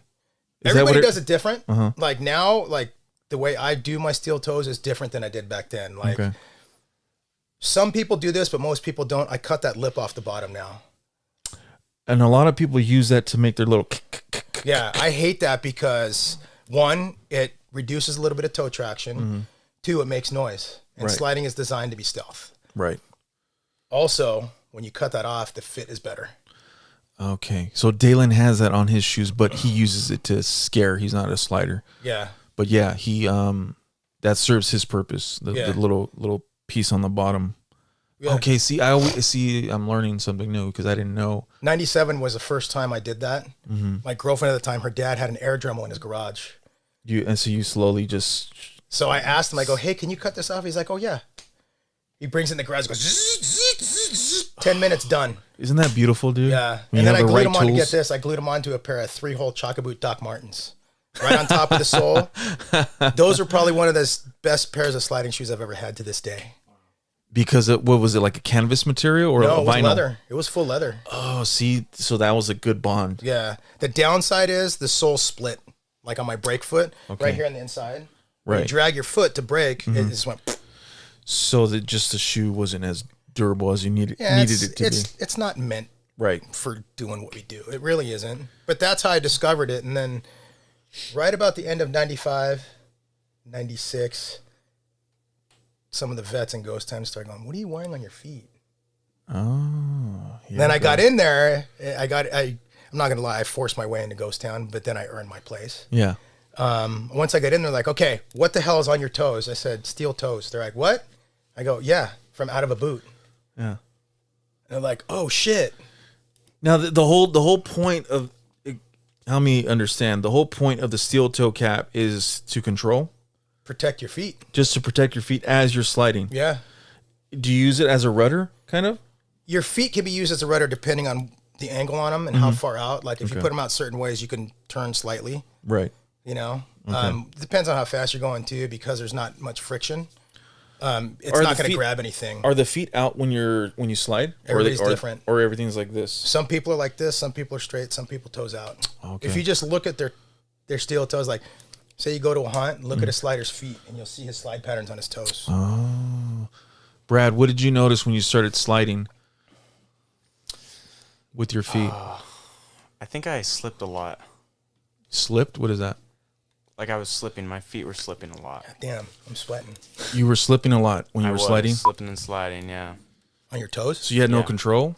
I had a bit of control, but, well, I first started in my garage, too. I just thought of it randomly. Yes, he did. Yes. Polished concrete, that's why. Yeah. So I was just going back and forth, trying to get the hang of it, and, I kind of got the hang of it. How long ago did you start? I think, was it like last summer, John? I think so, yeah. I think so. It was last summer. And all you had to do was call me. And I would have helped you out. It was last summer, yeah. And then I tested my gear out at Chapman Sports Park, and I loved it. But I have weak knees, I think. I have pretty weak knees. So. Well, that can be mitigated. Oh, yeah, for sure. But, well, it entered my thoughts. It was fun. I think I brought it up to you. I was like, dude, I want you to be his first teacher. I remember that. And he was like, yeah. I was like, whenever. Work something out. Oh, okay. It was his job to reach out to me. I wasn't going to chase him down. But you ended up learning some stuff with, was it Court? Court, Lance. I think that was it, right? Just them two? No. Who was it? Ryan? Yes. Ryan? Yes. You guys just went out and just we were kind of messed around? Yeah, jumping over shoes, jumping over stuff. This dude was like, fish, a duck to water, fish to water. I mean, it was just like, I was like he had been doing it for a couple months. Yeah. It's good. Learning curve. Talking about learning curves. Fucking Florida, man. Dude. The learning curve out there is so fast. So you... And the females, holy shit. Really? Yeah. Why is that? I don't know, but the team out there has more females than males. So if you, for our listeners out there, Scott, he goes out to SeaWorld Orlando to train the sliders out there. And... work with Slider Syndicate too. Yeah, with Slider Syndicate. Yeah. So he's out there training, the new generation of sliders, which is really cool because they, set you up over there. Yeah, I go out there every year. You see your same people, or is it like a new batch every time you go out there? I have a core group of people I see all the time. Like Jordan, he's my right hand out there. He's one of the captains out there too, and he's also a founder of Slider Syndicate as well. Okay, so Slider Syndicate, where did that start? It started in Orlando. Orlando. Yeah. Okay. The first team in Florida. Have they been out here? 2 of them came out for Sliders Unite. Okay, because I've heard the name around. And here's the thing. So I didn't realize this until 2019 when the first time I went out there. Jordan's a Orange County born and raised kid. Okay. He lived in HB, grew up out here. Now he lives out there in Florida. He's a firefighter out there for Orange County Fire Authority. Oh, okay. Yeah, and he basically manages up the team over there and whatnot. Him and Aiden and Keenan. Okay. Those 3 are like the core. You've had a few groups. You've had, correct me if I'm wrong, Queen Mary sliders, and after that whole production shut down there for a bit, we got a lot of Queen Mary scare actors and sliders, which was pretty cool. Yeah, I know a lot of them. I told them when after the pandemic, early 2021, I said, hey, if you guys want to scare, you need to put in your applications now. Yeah, I go, don't wait until it's too late. Then you're gonna be like, oh shit, I should have done it, and you're shit out of luck for 21. Right. Yeah, we've a lot of them are my friends now, and which is really cool. And wait, was Zach your guy from Queen Mary or no? No, but I trained him. He took one of my clinics. Okay, and then what about Curtis? Nope. No. I saw him, And where did he come from? I don't know where he came from, but I was told about him, and I watched. I'm like, holy shit, this kid's good. Yeah. And at that point, I didn't see everything he had. I just knew by the way he was working, and his body language. Yeah. I mean, I'm sure you could spot it right away. You're like, he's got it or something that Zach, you could develop. That kid was like a sponge, though. Yeah. I got to see Zach this year. He was in Goring. He was our new bartender, and nice. He did amazing. I mean, I saw some of the stuff he was doing. It was just insane. It was this kid is insane. He's in his own planet. Shout out to Zach, but he did great, and I got some cool videos of him too. Yeah, he was doing some crazy stuff. I mean, it does help that he has, the build that he has that helps Plus, a lot. He's got a gymnastics background and a dance background. So he knows how his body works, and that's a key factor. Triple threat, for sure. No, dude, it shows. You could tell. I mean, the guy was a beast. He's going crazy out there. Yeah. But Florida, so what do you train them for a few months and then you come back out? So here's the thing. So out here, people that want to train with me, they have access to me year round. Mm-hmm. Out there, they get a total of 10 days. 10 days with you. That's it.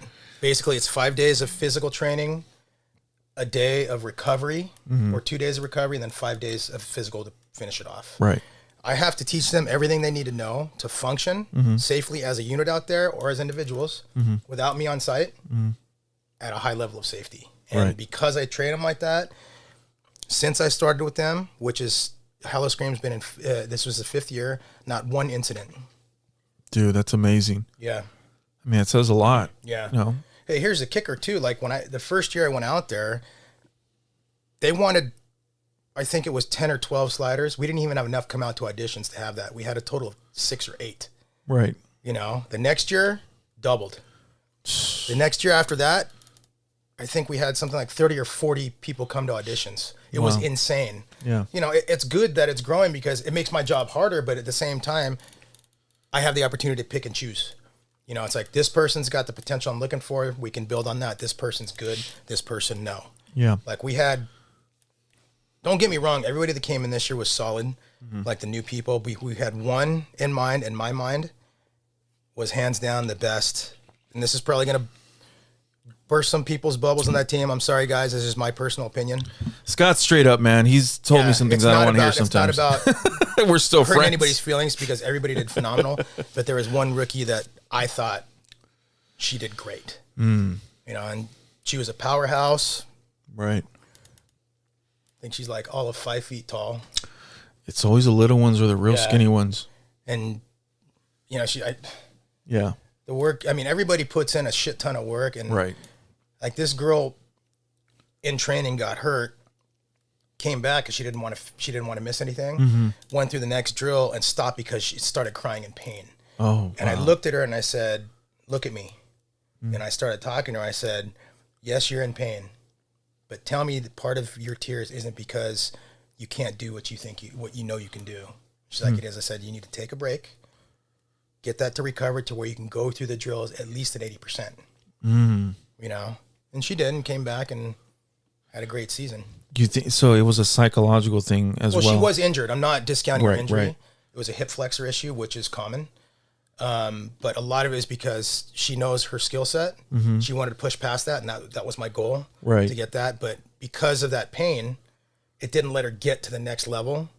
And so the tears were about the pain and because she couldn't get to that next level. Right. So you just helped her also get over that psychological barrier that was probably being set up by her. I'm not even going to say her name because if she sees it, she's going to know I'm talking about her. Shout out to you, man. You're tough. I'll just say it, Viper. Oh, wow. He said it. There it is. Viper. Dang, Viper. Yeah. That's so dope. Michael Jordan talks about that, that barrier. Kobe talked about it, it's working past the pain, you ruptured Achilles, Kobe. Yeah. Michael's flu game, which I think wasn't even the flu. He ended up being food poisoned, which I believe because Utah really didn't like him back in those days. So,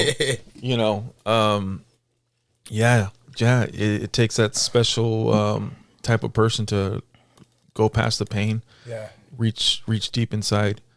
You know, and get over that. Here's the thing. People think that sliding's just sliding. There's a psychological aspect to it too.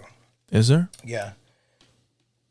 You have to learn how to compartmentalize things, you know, because if you have this over here that's screwing with your head, if you don't know how to compartmentalize that, you come over here and try to slide, it's going to affect your ability here. So I try to teach that too. Everybody accepts that knowledge differently. Some people take to it great and like, holy shit. You know, some people struggle with it. Right. And everybody's different, but I try to present it in a manner that everybody understands it. And that, I think that has a lot to do with me being a coach for all these years. You know, you have to be able to translate the information to a broad spectrum of personalities to make sure everybody is functioning on the same level. Right. And, you know, doing what you need them to do. Right. So Yeah. it's weird like that. I know. Yeah. I mean, that's sliding. I guess that's my only regret, is that I'm probably never going to be a slider because I don't know. I don't want to damage myself right now at this age. Well, let me tell you something. So we all know Anthony here from Nights of Horror. Okay. Yeah. He took 1 day training with me. Mind you, he was hurting, but I got him. You made him throw up, didn't you? No, I didn't. I didn't put him through some of the stuff I put the Queen Mary guys I don't know him through. personally, by the way, but yeah, I know who. Yeah. I know who. But yeah, he said, yeah, fuck, I'm hurting. But he got the bare basics down. He was actually able to complete a slide Right. consistently. Is he a big boy? He He's is. 6'6", dude. Yes, He's a big dude. Yes, he's a dude with big beard. And Yeah, I've seen him. he doesn't have a beard anymore. He shaved, but he was heavier then than he is now too. He's lost a ton of weight. Was he in the threes? Yeah. Okay. What made him want to try, or you just brought it up? He saw what I was doing with training people. He's tight with the Queen Mary guys too. He's like, I want to try it. I said, okay, get yourself some gear. Right. We'll go whenever you're ready. So he's a good dude. He and I have had a lot of conversations about that. Obviously, I've done a lot of episodes with him. Yeah. I think like 3 or 4. Really? Yeah. Damn, dude. Okay, I'm gonna say never say never. Okay, I'll just shut up about that. Yeah. Because you never know. I might, start feeling good again. I'm like, you know what? Yeah. Let me try this. Let me hit up Scott real quick. He's gonna ignore my phone calls, but it's all good. Yeah, I'm gonna I'll ignore catch his him phone calls slipping. because he doesn't even have my number. So how's he gonna call? I'll catch him slipping though. Right. We're so off tangent, dude. We haven't even talked about history or anything. Okay, we don't have to go through your entire history, but we could fly by it. Yeah. Because honestly, you have a huge history with knots, with scaring. I mean, Industry in general, yeah. industry. So I know we're not going to be able to touch on everything, but I want to at least touch on you coming back as a scare actor after being in management for a while. 15 plus years. Okay, as a scare actor, how long were you in for the first run? From 1990 to 2009. Then after that, you went into management, right? 2010, yeah. At Scary Farm, right? And then after you took off to Queen Mary, correct? Well, there was time in between. I know you moved to Boston, right? Yeah, but after Boston. 2010, I actually I worked another haunt, which that name is not going to be mentioned. Yeah. Try to help develop that. Okay. That didn't work out. Okay. Well, and You were trying different things and, exploring. let's just say there was roadblocks in the way for me to be able to get to where it needed to be. Right. Right. But eventually you made your way back to the West Coast and Yeah, I moved to Boston in 2017. How long were you out there for? A year and 6 days. It was weird because my plan was to. You were working at Costco. Oh God, dude, that was a bad experience. Sorry, dude. No, that was a bad Costco's such a experience. great company, isn't it? Yeah, but not the place I was. Yeah, Wasn't. It was just a bad experience. Yeah, it happens. I was working at the YMCA too. out Really? there, and that was cool. Yeah, it was 5 minutes from my house where I was living. Yeah. And my boss was cool. Everybody that I worked with was pretty cool. Some of the members were cool. Like I ended up staying in touch with 2 or 3 of them for like 2 years after I moved back. Right. You're crazy, dude. I can't do that. What? I love California so much, even though things are just kind of awful here right now. Yeah. This is my home. This is where I was born. I was born in Long Beach, grew up in Pedro, and this is home. As expensive as it might be. I went to New York one week with my cousin, and I literally started getting homesick. Like I after 3 days, like I wanted to go home. Yeah. As beautiful and exciting as New York was, it was just like, I couldn't believe it. That was the first time I got actual homesick. Don't get me wrong, Boston was nice. It just didn't work out. Yeah. You know, I needed a change of scenery, change of pace to see if it would change up things. It didn't work out. Like my goal was to be in my own place, like anywhere from 6 to 8 months after getting there. It just never happened. Well, I'm glad it didn't work out for you because we got you. Yeah. You know what I mean? Came back. I didn't sell my house here, thank God. That would have been a dumb move. I'm sure it's worth a lot now. I mean, it is. It's worth more than double what I paid for it. Oh, dude. Good thing. It's crazy. Yeah, but when you came back, when did you land after you left Knott's? You went to Queen Mary? Is that correct? I did. Okay. I reapplied at Queen Mary at Knott's. Mm-hmm. Didn't work out. 3 hours after I found out I wasn't going back to Knott's, I get a call from good old Mr. Cook. John Cook. He's been one of the characters in your story from what I've heard from the other episodes. Yeah, because I always say it, and he probably goes, "Fucking Dieterman." He was a pain in my ass before I was even in management. And he's younger than you, isn't he? He is. He's a good dude, though. Yeah. I mean, I never met him. I seen him around, but I'd never, like I haven't talked to him. I can't remember last time I talked to him, but I still call him a homie. He's a good dude. Yeah, he's just so busy. Everyone says that he's just always busy. Yes. I know a couple of people try to get him on the podcast. I haven't seen the episode come out yet, so I'm assuming he hasn't done any. To. I don't think. I could only imagine that dude is so busy. He has no time. So I get a call from him like 3 hours after. Yeah. He's like, "Hey, what's up, dude?" He had his spies. Apparently, he's like, "So, you gonna come over and apply at Dark Harbor?" I'm like, "What?" He's like, "From what I hear, they got openings." Yeah. Talking a little bit, I said, "Wait. You knew what happened, didn't you?" And he's like, "Maybe." I'm like, "You fucker." So I went and applied. Initially, I was supposed to get a different role. Mm-hmm. And I guess the guy I interviewed with told David Wally, who was in charge of all the talent over there. I guess it was the talent team. That's what we called it. Right. They're like, "Hey, you can better utilize this guy than we can." Mm-hmm. So about an hour after I got home from that interview, I get a call from David. He's like, "So here's a scenario." And the scenario worked out where he offered me the streets boss position. Mm-hmm. So I covered all the street talent and stages, and which stages was easy. I talked to him once a weekend and it's like, "Hey, how you guys looking? You guys have your own schedule. Let me know if you need anything." Right. And I handled obviously the sliders. He wanted me to focus on them too, because at the time they were a little all over the place. Like, "I need you to filter it out." I'm like, "Okay." So I was there for 2 years. You had to filter them out or wrangle them in? Well, wrangle them in the sense of cut the bullshit guys. Dude, you're known for that, and I love it. I would hear a lot of fucking Dieterman, at CS, and but I knew it was a good thing because people needed to be wrangled in a little bit. There are some of those people that just want to test the limits. I'm sure you were that guy at some point. I know. Well, here's the thing. Hold on, but I always said this about you. I know he's the way he is, but he's fair. 100%. He's fair. I'm firm but fair. It's like, if you're right in a situation, if you're 100% right, I will put my job on the line for you. But if you're 98% right, you're on your own.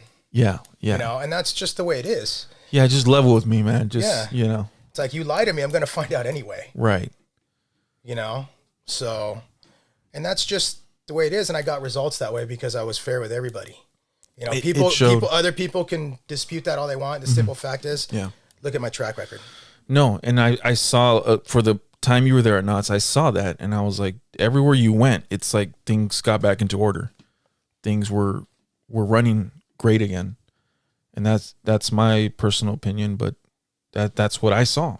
I mean, you know. Thanks, dude. Dude. That was my goal. No, dude, and I think you're fair. Lake was a good. I wouldn't say it was a test. I knew what I was in for. Right. It was a little bit more than I anticipated. I had to do 3 times more work than any other lead. Right. But having Sinatra there with me, dude, once I found out he was there, we talked, and I said, dude, you're not my number 2, you're my counterpart, and that's how we're gonna play it. Wow. And it worked great. We told him, hey, whatever he says holds the same weight as what I say, and vice versa. Right. Yeah. What he says goes, and I'm gonna back him up. Right. So. But on the flip side too, I give it to the talent that year for really buying into the process and drilling down and saying, hey, we can make this a place that people want to be, and did they? Before that, everybody was like, fuck, I gotta go Forsaken, and then after we ran it, they're like, we want to go there. Right. So that's just something that he and I strived for. Yeah. And we told him the whole picture thing. It's like, dude, between the two of us, we know probably 90% of the photographers that come through this place. If you're standing around too long taking pictures, you're gonna get dinged for it. Right. Right. No, So- dude, it worked. I think, just don't come with the bull, and just do your job, and you'll be fine with old Scott Dieterman. Yeah. I teach them how to ride the line. And if they fall, make sure they fall on the right side of the line, not the bad side. Back in my time, like some of the things now that they get in a lot of trouble for, we wouldn't even be spoken to about back then. It was a different time. Of course. So having that experience as a talent back then and knowing what they do now, what they did that year, at least, and all the other years I was there, it's not the same. You can't push the limits like you could back then. Right. Because there were no limits virtually back then. Right. There are lots of limits now, and they have to be able to ride that line without falling on the bad side. I agree. I think a lot of people they want to go back to the old days, and they want to, well, it was this way back in the days. And it's like, no, dude, I understand that, but we're in this time now. We have to play by the rules of this time now, and we have to adjust and figure out what we can do and cannot do within this, within our limits. And the funny thing is, these guys that are thinking that nowadays, they weren't even there during those times, so they don't really know how it was. Right. They just have heard stories. Well, yeah, you're right. This is normal to them then. Yeah. But they have heard stories, and they want it to be like that. It can't be like that anymore.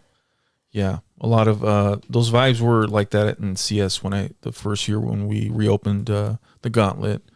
And it was kind of cool because some of the older heads came through, and they're like, dude, just you guys do your own thing. Create your own new thing, your own memories, like, you know what I mean? Yeah. But of course you want to pay homage to the past, and that's what I liked about you.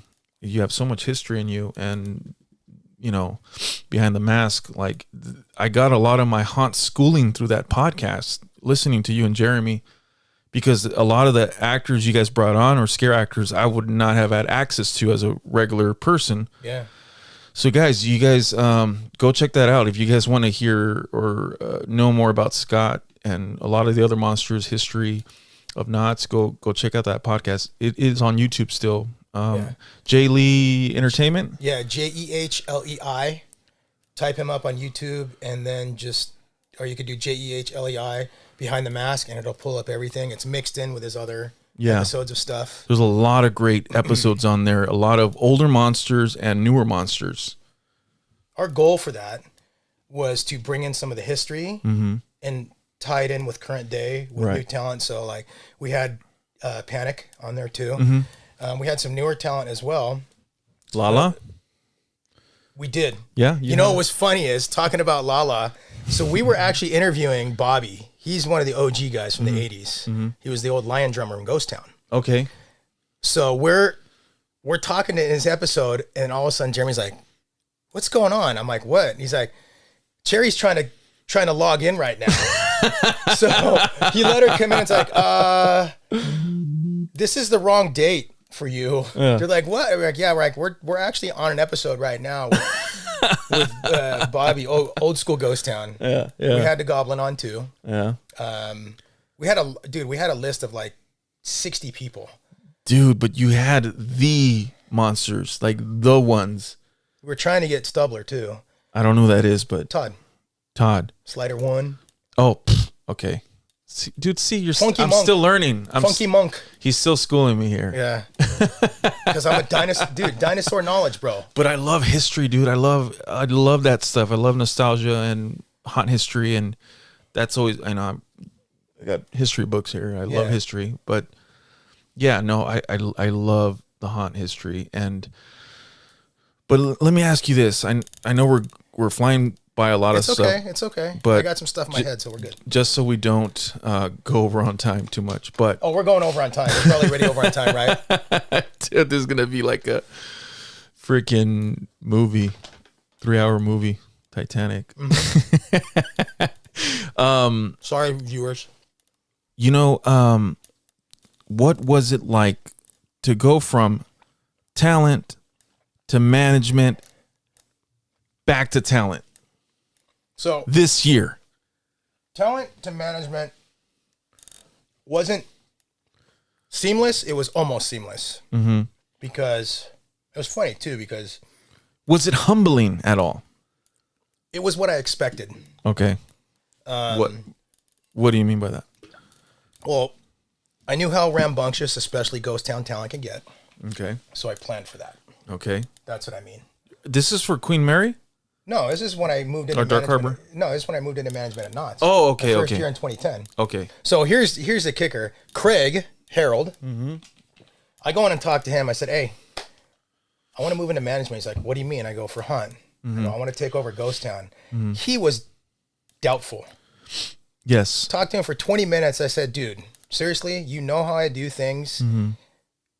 You know I can do this." He's like, "Well, let me call Laura," because Laura Hanneman. Yeah. I remember. Yeah. So he calls her and she's like, "Hey," and he tells her, Dieterman is talking about wanting to move into management. Dieterman, get in here. No, that was Brooke. Oh, sorry. That was 4 years later. So that's funny you said that though. I told you I did my research. Yeah, I know. So he's talking to her and he's like, "Well, he's there." She's like, "Well, send him over." Mm-hmm. So I walk back to where I sit down with her. She's like, "So Craig says you want to move into management." I said, "Yeah." I go, "I think I could do some good, heading up Ghost Town." Mm-hmm. 10 minutes later, she's like, "Okay, you got the job." Right. And just like that. That's when it was talent captains before I moved into cast leads. What's the difference? There's not much difference except cast leads were more focused on driving the talent of the characters, like mentoring them, helping them grow, being better as characters. Okay. TCs have to do with the paperwork as well. TCs? Talent captain. Okay, because that's how I remember when I came in, when I started with Trapped. Yeah. I had a TC. Yeah. I remember hearing TC or TC or TC. And then now it's HC. Haunt coordinator. Yeah. And also venue supervisor. VS. Okay. Yeah. VS and HC. Yeah. Okay. So they've changed, but is it the same type of role or is it kind of advanced a little bit or is it? Venue supervisor is more entailed now. Okay. It's not just about running the talent. Mm-hmm. Like if you're in a maze, you run the venue, like you run the talent. Yeah. You make sure all the line control is doing their thing. Mm-hmm. If you have a solid coordinator, you can rely on them for that. You can help them. Right. Like, thank God when I ran Grimoire, my coordinator, she was clutch. And I told her that numerous times. I go, "You fucking kicked ass." I feel bad because I was broke at the time and I wanted to buy her something I couldn't. Right. But she handled all the Q line stuff. If there was an issue, I said, "Hey, here we're at. I'm going to change this, or whatever." So you can rely on that, but you have to make sure, like in a maze, you have to worry about throughput, making sure your numbers are up at a safe manner. Right. Grimoire is kind of unique because the front room, that first year, it couldn't hold more than 20, and I was cramming 30 to 35 people in there per set. You're talking about the I know what you're talking, the Q line, or the Q for the show. Right in the first room. You walk in where they're reading the book. Where the campfire and the tents. Yes. So that was so cool, by the way. Whoever figured that out. That was a John Aspirin baby. That was John? Mm-hmm. Oh. Yeah. So, but then, venue supervisor now, you have to, like, the last time I was there, you had to do reviews and all that. And then I guess they do mid-season reviews now. I don't know. Yeah. So, but that transition was good. The time you're talking about with Brooke was 2014. Again, I called Cook and I asked him, I said, hey, do you have any squad leader positions open? He's like, I do. I have one left, but you got to get down here right now. I can be there in 10 minutes. He's like, okay, come down. It's yours. Squad leader position for what? Infected. Infected. Sorry. Yeah. Which was in CS that time. I know. Bravo Alpha entrances was dope. I went through the first iteration of that. We were done rehearsing Trapped, and they were like, hey, we're going to have you guys run through this new thing. And, dude, I was wearing a tank top, dude. When I came out of that thing, I was, like, soaked. I was so sweaty because that first iteration of that was so long. Yeah. They had you go through the whole camp. It was like a movie. Yeah. I mean, it was like... And then that's when after that they put in 2 entrances, Bravo and Alpha entrance. Yeah, that was really cool. Infected the first year. Yeah. So I walk into the employee employment center, right? Right. And this was straight up perfect timing. I'm walking out. I'm not 2 feet in. John comes out the side gate. He's like, hey, come here. And mind you, the place is packed. What a friend. Yeah. Well, what a friend to have. I was going to call him right when I got in there, but he already walked out. He's like, come here. And everybody's looking at me like, who the fuck is this guy? I felt bad because that wasn't the idea. I would have been mad dogging you. I would have been like... People were. You know what I mean? I would have been throwing stuff at you. Well, if you were there, you probably would have. I would have been hating on you. But you weren't looking at the same role as me, so there you go. So he comes in, and he talks to me. He's like, okay. He's like, hey, so scenario's opened up. I go, what? He's like, I got the squad leader position.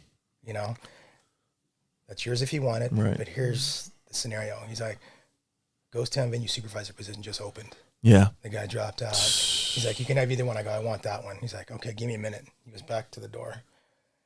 2 minutes later, I hear the door open and Brooke go, Dieterman, get in here. Again, everybody's looking at me like, who the fuck is this guy? That wasn't my intent, and I feel bad for that. Right. For anybody that may be watching this that was in there, that wasn't my intent. But again, I wasn't going in as talent. She pulls me in. She tells me the scenario. She's like, what do you think? I said, okay. She's like, you're hired. Dude, what is it about you and just getting hired just like that? Reputation. Laura was in there too. Laura. Yeah. It wasn't, like I said, the times are different then. It wasn't for a talent position. It was for a lead, a supervision management position. You had moved on from talent. Yeah. I did my guest spot nights. Yeah. And I was always like, even in 2014, I did too. I didn't go out as Pyro. I went out as my demon character. I think you've seen pictures of that. Yeah. Was it hard to stop after going so long as a talent? No, I felt it was the appropriate time to transition into something more. Were you at peace with that choice? I was. If I wanted to scare, I got my fix doing it for 2 hours. Right. That 1 year. Okay. So you knew you'd somehow maybe have the chance to do it. So you were, I could let this go. Yeah. Consecutive, you could let the consecutive stuff go. Yeah. People always ask me, why don't you go back to talent? I said, I don't believe that's my role in this business anymore. I believe my role is to help mentor and foster growth of the new talent. New talent to be better. Right. And that's what it was for a long time. But you did go back. I did. Didn't you? I did. Omar, Lone Star. Yeah. And Star. Yeah. Got their wish. Omar's been hassling me, and he'll admit to this too. He'd been hassling me for a couple of years. Yeah. He's like, just come back as talent. And so I did, and I had a great time. It was blood, sweat, tears, exhaustion. We started months early because I came on early to help him develop the Slider show. Right. You guys started months early. Yeah. And you guys ended like a week after us? My birthday, November 2nd. Dude, you guys are Queen Mary, Dark Harbor. You guys finished the first. Dude. Yeah, we finished on a Saturday, November 1st. Yeah, we just finished out the weekend. Dude, But you guys are, yeah, dude, you guys, I don't know. It seems like you guys are doing a lot over there. Yeah. Well, I mean, let's be real. The season wasn't perfect, and no season ever is. No. But, that team, and I posted about this, that unit made my return all worth it. Really? Being able to develop the show with them and gain insight on their personalities and run the footprint with them as talent and do the shows with them was fucking great. Yeah. To see them pushing the envelope again of something that I helped create was awesome. And then getting thrown in the mix with them. Yeah. Whether they know it or not, they helped push me further than I thought I was going to go. Really? I didn't meet some of the goals that I wanted. I wanted two of the goals, but it doesn't matter because it's all show stuff. It's not actual scare stuff. The only thing I didn't do that I wanted to do, I just never got around to, was chainsaw. Oh. I got trained on chainsaw, so I was going to slide with a chainsaw. Dude, you're crazy. It's easy.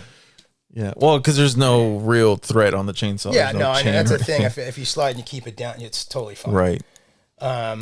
So who knows? Maybe in the future, we'll see. I don't know where I'm going to end up being in the next year. Yeah. It always changes. I've said it a dozen times. I would like to be out of state somewhere, helping it. You want to go back out of state? Yeah. Really? Yeah. You want to go develop some new haunt somewhere? Well, SeaWorld knows this. I would love to stay out there for the season and help them develop the talent more and go from there. That's, dude, you not just the sliders, but talent park wide. Dude, that's crazy. Yeah. You still, what is it about you and your love of the East Coast? It's not the East Coast. It's being able to expand my knowledge to help other areas. Right. Because yes, the haunt industry started here in Southern California at Knott's. Right. That's where my roots are. No matter what happens, my roots will always be there. Right. But being able to expand outside into another state, across the country, I already have a foundation there. Like, the Slider team out there is every year they get better and better, and the talent pool is amazing. Right. Yeah, that must be exciting for you because you see the potential of people of this thing growing. Yeah. And you being one of the kind of forefathers to do it out there. Yeah, I could see how that's appealing. It's like a bigger mission to try to go after. And there's not a lot of your kind that are training sliders like the way you are, right?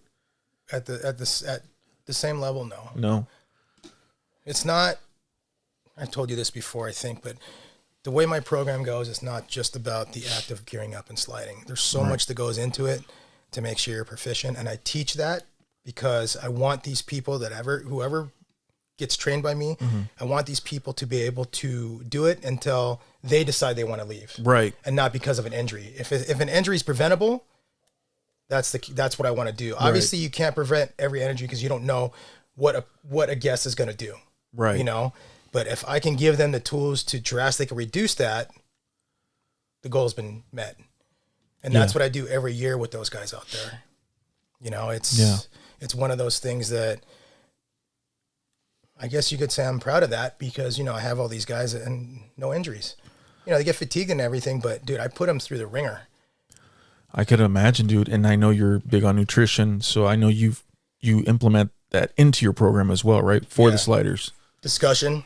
Yeah. I can't force them to eat better, but I explain to them what the benefits are for it. Right. We were just talking, we were talking to Brad about complex carbs. That gives you cleaner, longer lasting, sustained energy. I tell people not to live off of energy drinks, which every haunt monster just about lives off of that C4, shit. baby. Yeah, fuck all that shit. I'm not gonna lie. Like this season, I've had probably more energy drinks and soda. This season, I have in the last 2 years, 3 years. How dare you preach to us about clean eating? You're over here drinking soda and all that's sorts what I of was junk talking food? about. The 3 a.m. meals. Del Taco. It's like a combination burrito and a cherry Coke, dog. Dude, you're a hypocrite. 100%. You're such a hypocrite. 100%.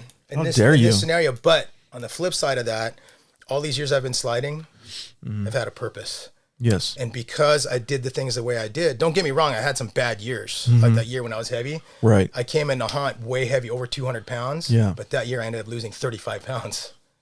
At hunt? Of the run, yeah. Oh, nice. So, but everything I've done is to build up to this point to where I'm over half a century old and I can still perform at a high level consistently. Yeah. You know? I see it, dude. And another thing that you've built, which is amazing, and I learned through listening to different episodes of Behind the Mask, was did you create Sliders United? I did, actually. So where was that born out of? I knew we were going to get to that. I forgot, but I'm glad you brought it up. So the initial conversation started 10 years before the first one even started. With who? Happened with Lee Cooper. Who's Lee Cooper? He goes by Evil. Okay. He was a KSF Swamp Monster, and then he went to Dark Harbor when it was Shipwreck. Okay. But here's the thing: the initial concept was me, and then when he left and went to Shipwreck, that year we immediately started talking a little bit about it. Right. And I said, dude, I think Queen is going to be a good place to have it. And he's like, yeah, let's, every single year they kept saying, no, putting it off. Right. And we just kept trying to push it and push it and push it. And then 2016, they finally said, hey, because it changed over to Dark Harbor and a different production and entertainment group. Right. They hosted it. They did. Okay. They've hosted all three. So it's always been that way where they host? Yeah. Okay. Do they get anything out of that, or do you guys do merch or anything like that? Well, the merch is strictly for the people involved in this show. Okay. Like the sliders involved. Right. But the reason why that I came up with that idea is because even now you see it, there's so much animosity between different venues or factions within an event. Right. And I hate that. Right. I've never been a fan of that. It's like, we're all here to do the same thing. We're not better than anybody. Right.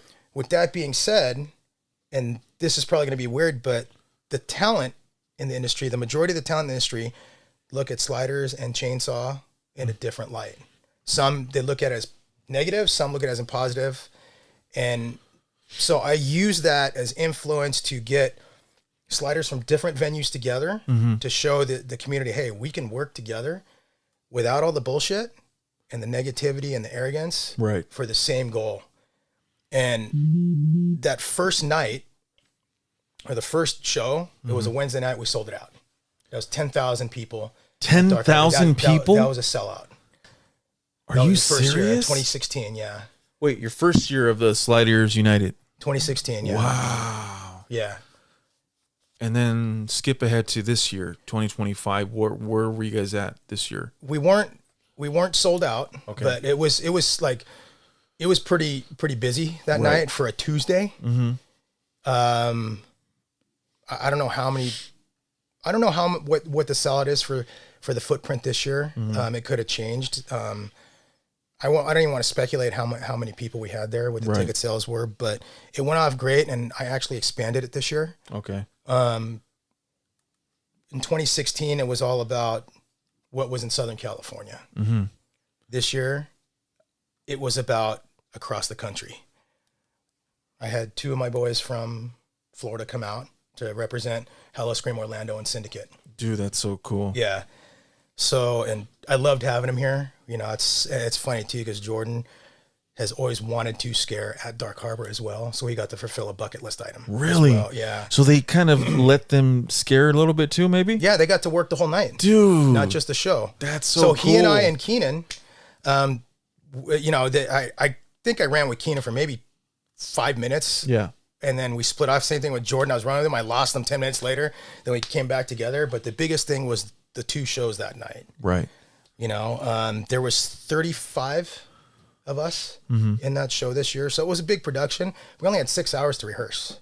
Damn. So we had a couple hiccups, but nothing major. Okay, so I'm assuming you guys kind of have like a general idea of the things that you guys want to hit, like the tricks or the moves you guys want to do, and then you guys figure out how you guys are gonna. Dang, wait. Yeah. So you're not even training or rehearsing. You're not rehearsing. We had 6 hours of rehearsal time. That's You're kind of improving it a little bit. We had 4 hours on one night that we were closed and 2 hours the day of. Did you have like a routine set, like kind of a template? The template was our regular show, and then we expanded on it. Got it. So we put in some other things so we can obviously integrate all the additional talent because we had more than double the numbers. That's so crazy. Yeah, like that's one of two things that for me is a highlight of my quote unquote haunt career. Right. You know, doing something like that actually has an impact on the community as a whole. Right. In a positive way. Yeah. Yeah. That's exactly it. Everybody was there having a good time. You know, everybody's working together, you know, making sure you should have seen us at the back when people were going, yeah, let's go. We were hyping each other up. That's so cool. The crowd was fired up too. Yeah. You know, so to be able to bring something like that to fruition is incredible. Yeah. You know, there's a purpose for it too. Mm-hmm. And I explained that. It's not just, hey, let's get all these sliders together and work. You know, like I'm already thinking about the next one. You know, like after the next morning, I was already thinking, okay, what do I got next? Is I want to like I was mentioning, I tried to bring out the two from Australia, it just didn't work out. Right. So dang, that would have been so crazy. Yeah. Start shipping them over, man. Like honestly, I want to do a worldwide. It's gonna happen. A worldwide unite. It's gonna happen, dude. So it's an undertaking. You know. So we'll just have to see how it goes. You know. That's amazing, dude. I'm so happy for you, and I'm so happy it's Thank you. Worked out for you in the way it has. You know what I'm saying? Because these things could easily fall apart. Yeah. For whatever reason, I mean, because of you, I'm pretty sure. It's stuck around. This is its third year. Third year, yeah. Sliders Unite 3, coast to coast. That's so cool, dude. And everyone's pumped and excited, and you get to see your favorite sliders kind of come together and that's one point. That's when I brought Pyro out. Pyro came out. Yeah. That's so dope, man. It's funny because this face here, I had Vince Duchetta do another pull of that face for me, and he painted it up. So from the original, kind of, or just I had the mold one? For Gen 3 and 4. Okay. This is the Gen 4 mold, and I had him do a pull out of that. I paid him to do that, and I said, I want to wear this in Unite. He's like, okay, it'll be ready. Right. You know? That's so dope, dude. So, like I said, I mean, this costume here actually fits in to, I'm supposed to be a military deckhand. Yeah. Where basically came out of the water with moss all over me. Oh. So the shirt's like a gray base, and then I have white, green, blue. Pants are navy blue because the color was navy blue with all different colors. It looks like moss, right? Right. So for Sliders Unite, I put my black pants on, and then I put my original Ghost Town Streets vest. Nice. The one I wore in '96, I still have. Nice. Yeah. I've seen it in the background of the Behind the Mask show. Yeah. Yeah, that's so cool, dude. It's very colorful over there in Dark Harbor. They have all sorts of colors. Plus, we had UV reactive paint. Yeah, dude, that's so cool. So is the old dome still open where the Spruce Goose is at? No, Carnival Cruise Lines owns that now. Oh, okay. So, yeah, they cut down the footprint. Yeah. Slider Alley used to be that walkway right in front of it. Yeah. Now that's an emergency lane. So Slider Alley this year was right in front of the stage, which is like if you're standing on the boat looking towards the footprint, you remember where the village was? Yeah. So that's gone. That's now. what I was going to ask you. The village is completely gone. Yeah. So the main stage was there, and Slider Alley is right in front of it. Yeah. For our show, it was a 65-foot runway. Mm-hmm. For Sliders Unite, we extended another 10, 15 feet. Wow. We had to. Dude, that's so cool. We had so many people, we had to do two slider peed tunnels. Wow. Yeah. That's so cool. You guys go check out Sliders United on YouTube somewhere. I'm sure you type it up. The Nights of Horror. Nights of Horror? The Nights of Horror has it. Yeah, he has a full run of it. I know there's other ones up there, but he'll be the easiest one to find. Dude, that is so dope. Yeah. So speaking of dope, usually what we have here on the podcast, we like to share some certain stories. You mentioned the village. I used to hear that that area was haunted. So now the grounds are all haunted. The boat is too. I've had experiences. Oh, really? Yeah. And now, Ghost Stories with the Dope Boyz. You like that? I used to watch this show.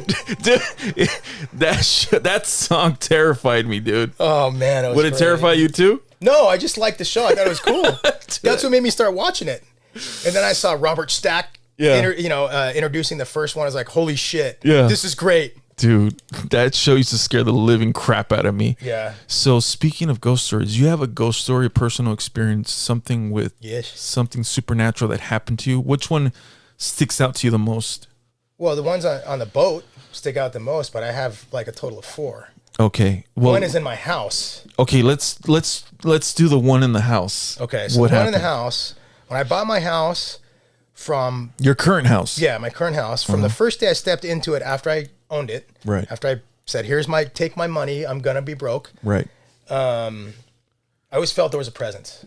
Okay. So after I was all moved in, it was a couple months later. I always felt something there, but I was in my room because this is when I was coaching and working full time. So I was in my room. It was like 11:30 at night. I'm on my computer trying to do stats after the game, and I kept hearing in the living room, right? Oh boy. And I would stop doing my work and I listen. I keep hearing it. And so I said, okay, I know you're here, but can you stop? I have a lot of work to do before I go to bed, and I got to get up really early. And it stopped. Really? Yeah. Okay. It stopped. Okay. So good. That's a good sign. Yeah. So she wasn't vindictive. Okay. Okay. So, and I know it's a female. It was a she. Yeah, because my roommate actually physically saw her. No joke. Oh boy. Yeah, but black hair, long white shirt, young. Yeah. And that roommate at the time, she worked with me at the same place and sat right on the other side of the cubicle of me, and we talked about it. Wait, so it was when would she appear, or when did she appear? Was it during the day? For her, it was in the morning. She was leaving for work. Yeah. And we had a friend of hers staying with us from Alaska for a couple months, and she pulled out a driveway. Like, my roommate pulled out a driveway and started going to work, and she looked at the door and she saw this girl waving in a long white shirt, long hair. Oh gosh, she's saying bye. Yeah. Have a nice day. Smiling. She was smiling. No. And this was probably, I don't know, 7:30, 7:45 in the morning. Yeah. She was always late to work. Right. And so I hear her talking to her roommate. She's like, oh, it was cool that you waved goodbye to me this morning. She's like, what are you talking about? I just woke up 5 minutes ago. Oh, no. Like, you called me and woke me up. Yeah. She's like, oh, my God, I got to go. And she's like, Scott. And I go, what? I go, I saw the ghost. I'm like, what? She's like, dude, she waved goodbye to me this morning. And I said, what did she look like? I never told her about it. Jeez. She's like, I'm like, what did she look like? She's like, long black hair, white shirt. I'm like, what? She's like, yeah. I go, that's her. Oh. Yeah. Oh. So that's the house one. No, thank you. That's your current house? Yeah. Is she still there? She's been super quiet for the last couple of years, but I know she's still there. I think she just every once in a while she likes to let me know, hey, I'm still here. Does she spook you? No.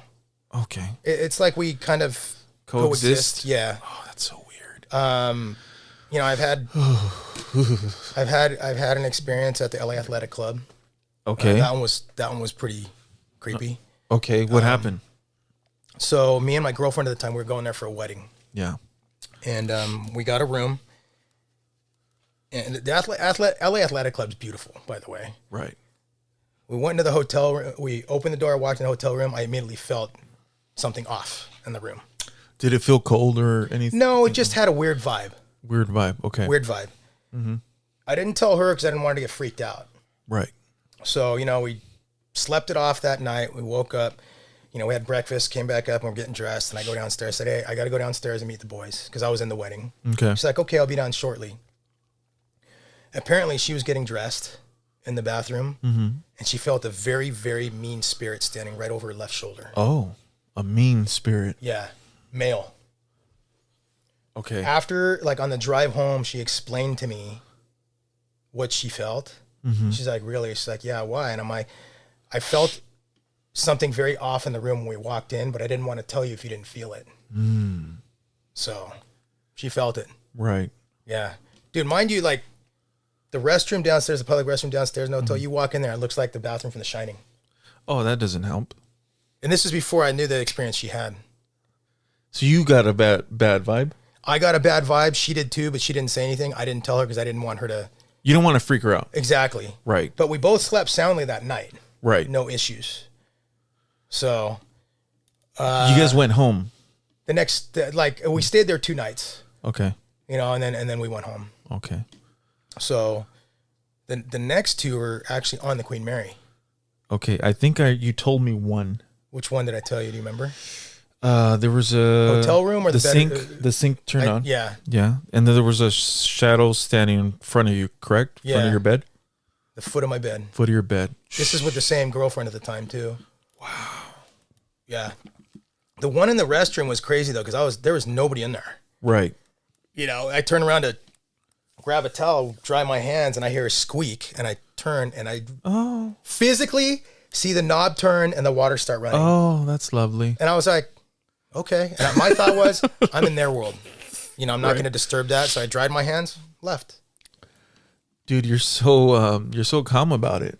Well, I knew I was going to experience something at sometime. At some point. Yeah. You know, Right. being there, like, that was 2019. I was there already. That was a season and a half already. Right. And I hadn't experienced anything until then, Wow. you know? Dang. Yeah. The hotel room, that one was, I experienced it and my girlfriend at the time experienced it. I experienced him kicking the air mattress. And I looked and I saw the black shape. Yeah, he was kicking it because her and I were sleeping on the air mattress. Right. Because there were 6 of us staying in that room. Oh my gosh. So he was kicking the air mattress. Yeah, and I was like this, and I go, Right. and I said, "It's black shine, he's going to sleep." I guess Frickin' Scott. I was just tired, man, because we were working a motorcycle show on Right. the grounds. That's why we were staying there. Right. And then I guess 20, 30 minutes later, she woke up to go to the bathroom, and she got up and turned, because, you know, smaller rooms there, right? Right. She turned, and she said there was a dark shadow figure standing right inside the entry door. Oh, that's lovely. So she basically had to walk to him to go to the bathroom. Oh, that's nice. Yeah. Oh boy. I was staying at my friend's house. I was living with him for a few weeks because of I think my car was down, and so I was getting it fixed. But I was riding my bike to work. So he had like a back room in a house. He said that there was a older lady in that house who would, you know, kind of make her presence known here and there. I used to hate having to stay there because one time at night, again, I was sleeping on an air mattress bed like you, and he had all his stuff, like his microwave and his, you know, his bags of chips and stuff like that. In the middle of the night, all he hears, like somebody was like rummaging through all the chips and the water bags, and, you know, where the water bottles are at, and I just, you know, I woke up startled. You're like, what the hell? Yeah, and I'm looking around, and I thought it was a cat, but the cat was not even anywhere nearby, and that really spooked me. And I was just like, oh, and I don't think I even wanted to tell him. I just never wanted to be there. I didn't feel comfortable. Yeah. But it was my only option at the time, so I had to stay there. The second one was in a college room. My friend Lenny at the time, he was going to the University of Laverne, and he stayed in a college dorm room there. And at the time, I'd want to go visit him. I was like, I was going through a breakup, and I was like really just down. So I'd stay in his room, and his room was always nice and cool. And I was like, dude, like, what do you have, AC in here? Like, he's like, no. And I'm like, okay, whatever. So he had like these bunk beds, and I slept in one of his bunks. And You sleep on the top one? yeah, on the Did it top. break through and smash him? Oh, dude. He had a second bed. He actually had total 3 beds in there. Now I didn't experience anything there, but many years later, we were talking about those times, and he brings up this thing, and he goes, dude, I don't even want to talk about it because I'm so, look at the way I'm getting. Like, his eyes started getting teary, and he's like, there was a like, because he's black, so he's like, there was a in the closet staring at me every night. I go, what? I go, yeah, that blah blah blah was in the closet staring at me. I go, what are you talking about, dude? Yeah, he would stand in the closet and just stare at me, and then occasionally he would come over to his bed and stand over his bed. Now, That's a later, little creepy. we found out that a student had committed suicide in that room. And it was him. Yes. And I'm sure the fucking RA didn't say anything. Nope. And it made sense because I was like, dude, that room was always nice and cool. Yeah. You know what I mean? Yeah. It wasn't super cold, but it was cool. It felt good. Yeah. Temperature wise was Yeah. But again, I wasn't focused on that at the time because of what I was going through. So maybe I saw it and didn't realize that I passed by him or whatever. Yeah. It was kind of like, Yeah. Blinders on. A veil. Yeah. But yeah, dude, that was my story with that. well, for me, I think the reason why I was so calm in my experiences Right. is because my parents too, when they were growing up, they have a lot of ghost stories too. You know, So you're very familiar. yeah, you know, they would tell me, my grandma too, Yeah. my late grandma on my Right. dad's side, you know, they all lived and grew up in Indonesia. And so housing was different there. Like Right. the restroom wasn't in the house. It was in the back of the house by a walkway, you know, and shit like that. And Right. apparently this specific house, there was always an older gentleman that walks that walkway as you're going to the restroom, walks this way, Oh. and it was a ghost. Like just passing by in the night with you? Yeah, like he would pass and he'd like smile and nod his head. Oh, God. Shit like that. See, those type, I feel like they probably don't know that they're dead or something. Yeah, they're kind of stuck in the middle. Something like that. I Yeah. don't know. I wish we knew how that side of the thing worked Yeah. because we really don't. All we do is speculate. Yep. Yeah, and this concludes Ghost Stories with the Dope Boys. I love this music, dude. It's so great. Scott, so I'd like to close out, but Yeah, it's a before we long close out, episode, yeah, dude, probably 3 hours at this point. 7:15. Jeez.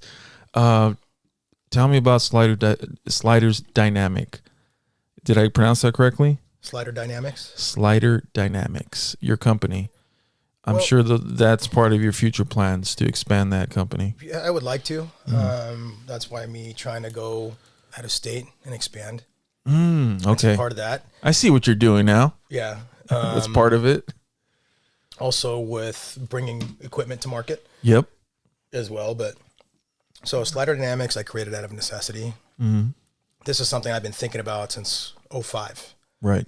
Figuring out a way to build and brand a company to help people develop this skill that we created, because there's nobody that does that, Right. you know? So I couldn't figure out how to do it. And then an opportunity in 2019 came up where David was talking to me about, I was like, hey, we're doing this hunt. It's a West Coast style hunt on the East Coast. And this was Dark Horizon in Orlando. It ran 1 year. And he's like, we want to have sliders. He's like, I go, well, how are you going to do it? He's like, well, what we want to do is just bring people from out here and transplant them there and just don't pay for their lodging, just pay them an hourly wage. I said, well, that doesn't make sense. You ain't going to get that. I go, well, how about we save some money? He's like, what do you mean? I go, send me out there.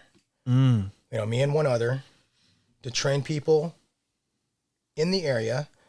So all you have to do is pay them. They don't have to find lodging. They can drive home. Right. He's like, that's a great idea. How much time will you need? And I told him 2.5, 3 weeks. I was shooting high because I was thinking 2 weeks is about right. And that's where I'm at now. Right. We got 5 days. Oh, okay. So I'm assuming that had to do with budget. Probably, Yeah. Right. we went out there. Can you do it in me- 5, Scott? Well, it was my testing ground to see how I translate information, if it would work. And it worked well because we had 2 females that never even knew what sliding was that came out. Within the first 4 hours, they looked like they've been sliding for almost a year. That's crazy, dude. You know, and yeah, one of them's now at SeaWorld Orlando with me too. Right. And that's where I met Jordan too for the first time. And that's where he made me feel old. Because he's like, this is what he says to me. He's like, dude, I remember watching you in the pre-show for The Hanging when I was a kid with my dad. Dang, dude. And I'm like, what? And he was explaining to me, like, thanks for making me feel old, fucker. And he started laughing. And that's how he and I became friends. Like we're tight now. So, yeah. And I think we had 8 people there. Yeah. And then obviously the pandemic hit, and then 21 came around and boom, I got a call. And, the first year, I think I only had 5 or 6 days as well. So I had a crash course. I said, this isn't enough time, So now it's a quote unquote 11-day process, 5 days on, 1 day break, another 5 days on. This last year we did 2 days off in the middle. So we did Monday through Friday, had Saturday, Sunday off, and then finished off Monday through Friday. So you've been trying to work for more days? Well, now we're in a sweet spot. Okay. 10 days is pretty good the way my plan sets up, because I have everything kind of planned out, mapped out. I go, we're going to do this day, this day, this day. And then usually by the end of the first week, we can go back to the top and start building instinctive qualities. That's crazy because you were kind of forced to get in that position to figure it out and to condense your program. Yeah. And you did, and you found a solution. Yeah. My curriculum's huge now. It's like, there's so much stuff that I can't translate all that information into a 10-day cycle with them. I give them the core elements that's going to push them the hardest and increase their skills 5-6 fold in a short amount of time. That's amazing, dude. Not to mention gear their muscles for those movements. Right. And that's part of your company. Yeah. That is your company. That's what you do. Yeah. And then now I've partnered with IHP. And as you know, this season we brought my first piece of equipment to market. Yeah. So we what is it? What is it? It's a recap specifically developed for sliding. I call it the ballistic. Okay. And it's just the format. I don't know if you can see it here, but like on my. Is that it right there? This is it right here. Yeah. This day, those were prototypes that I was using. Right. But the shape is the same. How are they holding up? They hold up just as long, a little bit longer than any other cap, except for the 187 V Eternals. Okay. The difference is they're thicker, more coverage, and they're 3 times faster than any other cap on the market. Really? Yeah, because there's less surface space. Like, they're fast as shit. Really? Yeah. Almost every single person on the Queen Mary team is using it. Curtis was using them this year. Oh shit. Zach was using them. Vertigo, Bam, Cups, the hockey player. Yeah, he's using them. A couple of people in Forsaken. I know Salem was using them, but he didn't slide this year. But he has a set. Nico. Okay. He's in Ghost Town. He's been using them. Some other guys in Ghost Town have been using them. And the Aussies have them. I have one person at Hershey Park that was using them. Nice. Yeah, Nani. So she got a set. So I'm across the country, and I always say I'm global, baby, now, because your dudes from Australia. Yeah, the couples Zeno and Kaiju. Yeah, that's so cool. Yeah, dude. They're super hyped on them. So, I always thank them for supporting what I do. I try to support them as much as I can. Obviously, being on the other side of the world is hard to have that, support going both ways. Dang, dude, Scott Dieterman making big boy moves over here. Trying. That's what's up, dude. There's more stuff in my brain that we haven't even started designing or planning yet. Yeah. But it's things that we need. Like, I've transitioned, like, my gloves alone. This isn't something I put to market, but I've transitioned my gloves to where I don't use any glue anymore. None. What? I Velcro my fingers on, and I don't use washers anymore because I don't need the dexterity. I use pucks. What? Yeah. So, and here's the thing. You can't do that. Yeah, you can. You can't do that. I can do whatever I want. How about that? So 888, though, they have a longboard downhill glove. That, get this, the fingers are wrapped in Kevlar. Okay. Dang. And it has the Velcro stitched in already, because they usually have a slide bar, right? Yeah. For downhill, downhill longboarding. Dang. So dude. I just took their glove. Yeah. And put IHP's galvanized fingers on it. This freaking guy. Look at this guy innovating over here. This guy's an innovator, dude. Yeah. Ladies and gentlemen, this guy is an innovator. Yeah. Dang, dude. Slider Dynamix. Where can they find Slider Dynamix? Instagram. Slider.dynamix, spelled Dynamix. And what about you? Same place. You can find me there. Or you can look me up on Deetstagram too. DEETZA gram. Yeah. There it is, guys. Yeah. Scott, thank you so much for coming to the podcast. 2 hours. 2 hours, dude. So I deserved a 3-hour episode, dog. You do, dude. Hey, dude, I'll bring you back. Don't worry about that. I got you, dude. Whatever you want to promote, whatever you want to talk about, you could always come back. You're always welcome back on the Dope Boyz Podcast. There's just so much. So, I'm glad we kind of... I try to compress everything because, dude, guys, there's so much history with this guy. That we're going to be here all day. So I'm prehistoric. He's the man, dude. So thank you, guys. Thank you to all our listeners listening, and we appreciate your guys' continued support. And check us out on YouTube, Spotify, and Apple. And make sure to like and subscribe. Bing, bing, bing, bing, bing, like, bing, bing, bing, bing. Ding, ding, ding, ding. Thanks for tuning in, guys. Hope you like my nonsense rambling. I appreciate you, brother. Thank you, man. Absolutely. And cut. All right, guys. Peace. Hello, ladies and gentlemen. Thank you for listening to our episode. If you enjoyed what you heard and you would like to stay updated on all the new episodes, give us a like, a follow, or a subscribe, and follow us on Instagram at the Dope Boyz _podcast. Turn on our notifications so you won't miss an episode, as a new one drops every other Wednesday. So be ready, be dope. Dope Boyz are in the building.